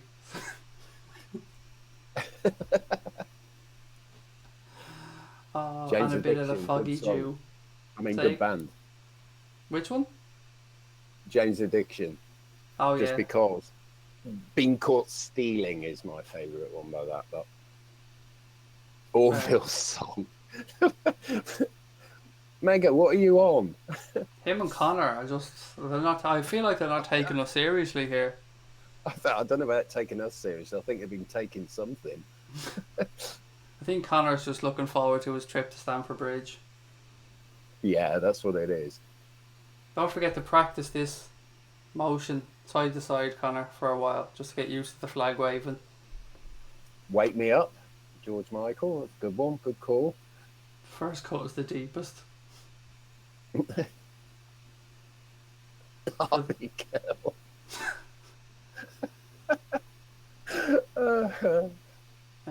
What else was there? There was something else there that was funny. For those about to rock, AC/DC. Yeah, Tom's gone for the serious one there. I like that. His boots were made for walking. Yeah. What about Jimmy Nail? Cowboy Dreams. I can never take Jimmy Nail seriously at all. Except in Alfie Design Kasabian, good call. That's a good tune, that is. Which one? LSF, Kasabian. I can hate Jimmy Nail seriously, and it's Alfie Design Pet because it's one of the best fucking television shows I've ever seen. Yes. Yeah, it is. I like Bomber, I do. Wasn't it Wayne that had the earring with the cross on it and the mad purple hair? Yes, he was a mate of one of my best mates, he was, from London. He looked like he was from the punk era or the music scene era. Yeah, Gary something or other, I can't remember what his second name was, but he died, heart attack, I think, really young. Oh, good show from Joseph Reardon and Ring of Fire. There you go. That will get people up off their seats. Theme from the A-Team. Yeah, true. Gotta get through this. Yeah, this is a good one, this. I like this. Yeah, there's some good answers coming through, alright. Absolutely. Yeah, God, bloody hell, remember, it's just rising damp feet. What was the team to Rising Damp? Oh, God, oh, bloody hell. I'm terrible at bloody thinking of tunes that were, I know it just always in me. I used to be able to play down the guitar. What else was there? It's raining. Raining Men. I don't think that's really a song you'd walk out to fighting. Gotta Get Through This by Daniel Bedingfield. I definitely feel like we've got a lot of defeatist people here. Rap. Yeah. I think they just... The theme tune from 18, there you go. There's a song to walk out to. When will I be famous? The Anfield rap. I almost had Rising Damp in my head then. Kate Bush, Wuthering Heights. Jace wants a bit of YMCA. Lose Yourself. Yeah, Lose Yourself. That could become a good standard. That one. Everybody Hurts. Yeah, I like these ones because they're kind of lulling people into false sense of lulling the opponent into a false sense of security, isn't it? You see, you know. I've yet to see anything like the Irish Rover or anything though. I mean, they're ones that would get the crowd worked up. Yeah. 7 Drunken Nights. When will I be famous? Bit of brass. Clubfoot. Bad out of hell. Not a fan of Meatloaf, I have to say. Not a fan of Meatloaf. No. The Prodigy. Need someone. There is a few actually. Actually, do you know what? I can't believe nobody said this actually. There has to be a couple of tunes from what was that band called? The I Can't Get No Sleep band. Oh, yeah, because every song they did sounded the same, didn't it? What was that? Well, you could tell it was them. Who was it? Faithless. Faithless. Faithless, that's it. Yeah, there's a fair few Faithless songs that would be good to walk out to as well. Yeah, good thing about Faithless, or good or bad thing, is that you can tell that it's faithless, can't you? You know. Yeah, that's true. Sister Bliss has a sound that the DJ, the lady DJ from Faithless has a sound that's pretty unique. Alright. Actually, do you know what would be one for all us old school ravers? Endless Summer by Scooter. That would be a song to walk out to. Gordon is a moron. You'd have to be fighting somebody called Gordon, though, wouldn't you? Yeah, that's true. Apparently, Boy George fancies the Raptor, said Gareth. Does he? Curb Your Enthusiasm theme tune. I have met the bloke. Have you? Yeah, because he was big mates with Adamski. Oh yeah, the guy, wasn't he from Killer or from? Yeah. Well, he wrote it. Yeah, he was one of my mates. I used to live with his brother in Hackney. No, in Brixton. I got to meet Boy George once as well. A cousin of mine's pretty big DJ, and Boy George DJ'd at this venue, and I got to get up and meet him in the DJ box, which was nice. Excellent DJ as well. Yeah, he's good. Echo and the Bunnymen, good band. Did you ever hear his mum speak? She couldn't be any more Dublin. Oh yeah. No, I didn't. No. His mum is she's a character. Yeah. Well, he's O'Dowd, isn't he? He is, yeah. He is. We're claiming him. We're having him. We'll tell you what. We'll have him, and you can have back Bob Geldof. No, you're all right. Myself and my wife, when we had our first child, we used to rent an apartment from Bob Geldof's father. Oh, Mr. Geldof. Was he 90 something at the time, and he was still driving like. Brilliant. And just think of Rising Damp, because that's what the landlord was like. That's what he was like as a landlord. Brilliant. It's a great programme, that. All I want to do is do it from Kevin and Perry. That was a really weird song, that one. All I want to do is do it. Tom, Pixies, good man. Possibly my favourite band ever. Old MacDonald Had a Farm. I really feel like people aren't taking this seriously. LA. There you go. Right, guys, you know what? We will call it night. We will leave it there for tonight. Thank you very much to everyone that tuned in. Well, that 2 little boys. No. We can't have that. We can't have that for obvious reasons, and you know why. Guys, look, we will leave it there for tonight's stream. Thank you so much to everybody for tuning in and joining us. Don't forget, if you haven't hit that like button yet, please take a second to do so. Send Connor to Space Camp. You do want to hit that like button. It gets Connor one step closer to going to Space Camp. And don't forget, if you're enjoying the stream, guys, please do hit that subscribe button as well. Rat mate, thank you so much for coming on and joining us for 2 hours and 48 minutes so far this stream's been. Yeah, cheers, boys. Cheers, Craig. My pleasure, mate. Thank you so much for joining us. And guys, you know what? I always finish every stream up the motherfucking Reds.